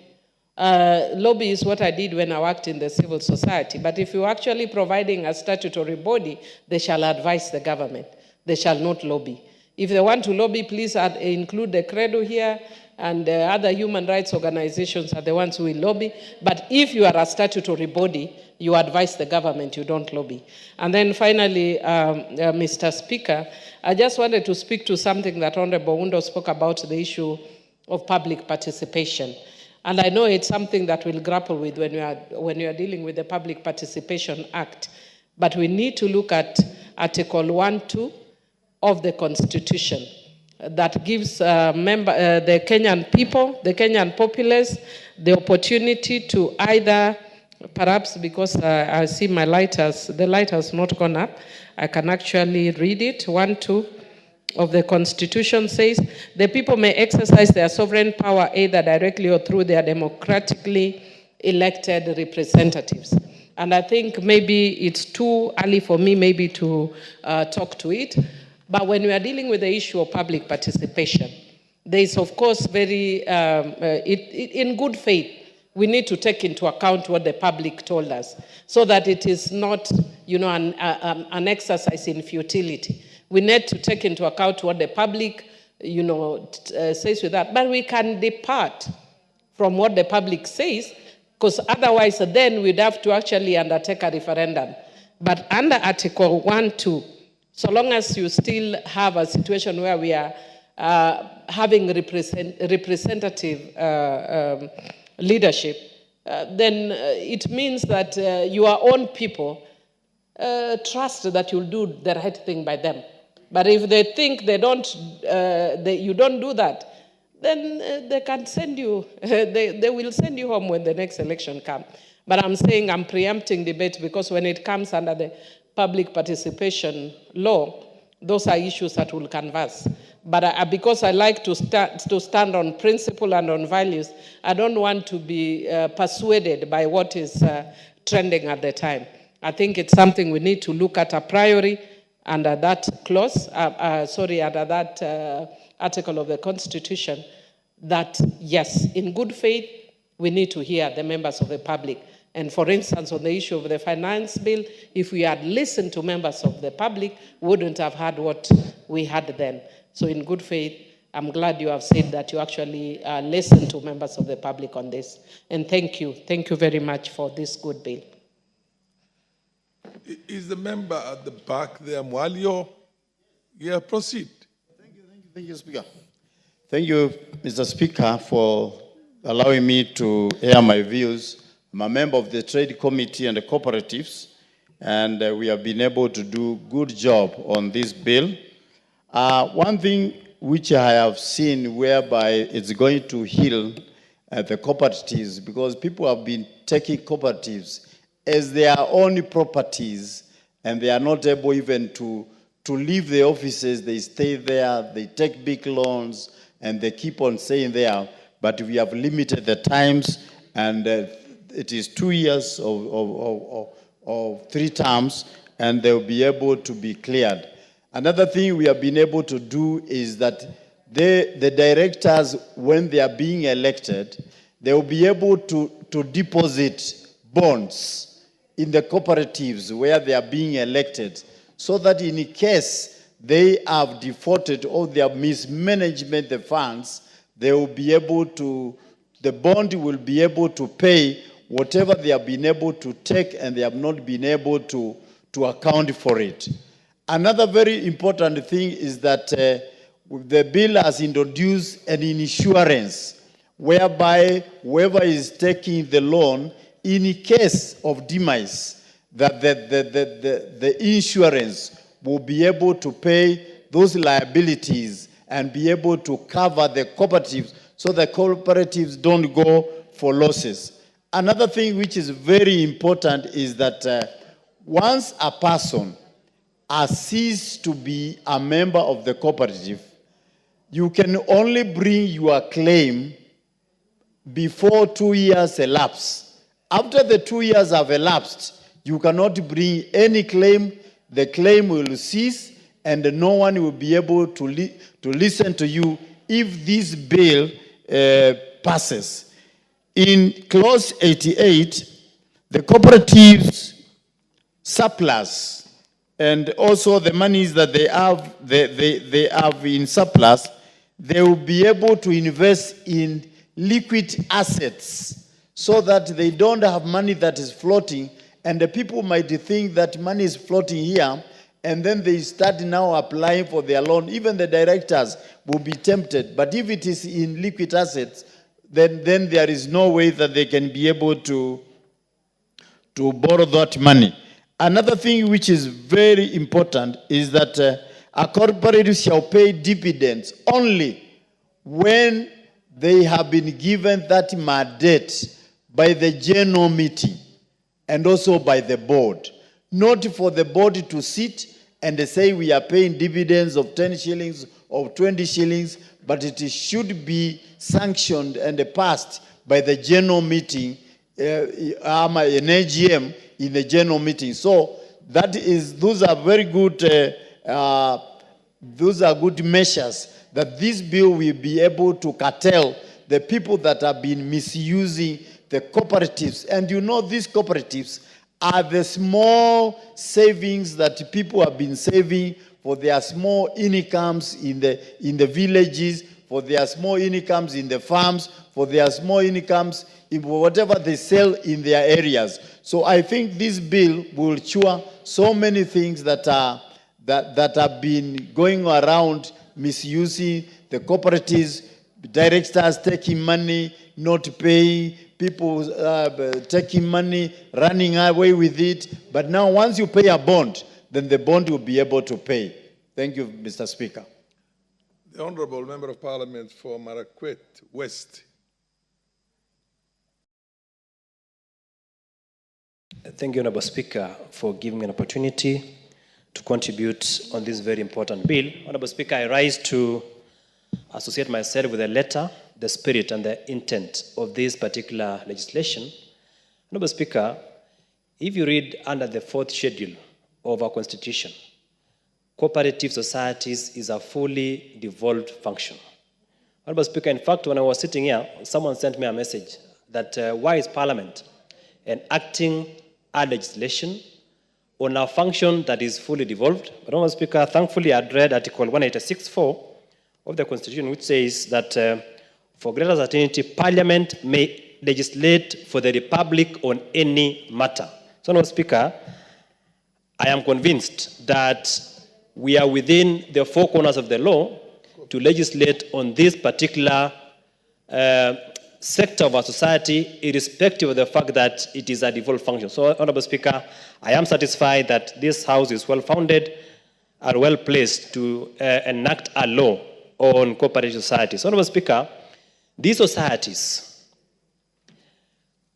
they inform the socio-economic prosperity of this country. Honourable Speaker, if we run our societies very well in this country, I have no doubt that this country will have economic prosperity. Honourable Speaker, if you look at the intent of this bill, as per the long title, it is very clear and it provides that this bill is meant to establish the office of the Commissioner for Cooperative Societies at the national level of government and the office of the County Director for Cooperative in each county government to provide for promotion, registration, regulation of cooperatives, to provide for intergovernmental cooperative relations and for connected purposes. Honourable Speaker, when these societies were devolved under the 4th schedule, the county governments never wanted an office to be created at the national level. Now that we have this particular piece of legislation, which has given a clear legal framework, it means therefore that the county government shall work closely in consonance with the national government to ensure that... Yes, what's your point of order, Madam Nganga, Alice? Today. Thank you, Honourable Speaker. I want to raise a standing order 35, where we need to have proper quorum, because whatever we are discussing today is a very important bill, and we need all to be here so that we can discuss it. So, looking at the mood of the House, I can say we don't have enough numbers. Fair enough. I mean, you're right, we don't have quorum, and I direct that the quorum bell be rung for 10 minutes.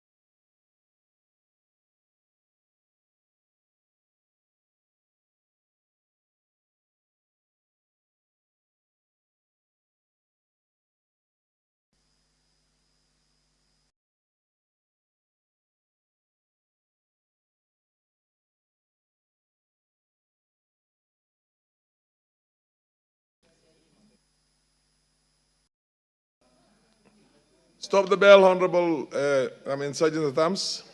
It's already 10 minutes.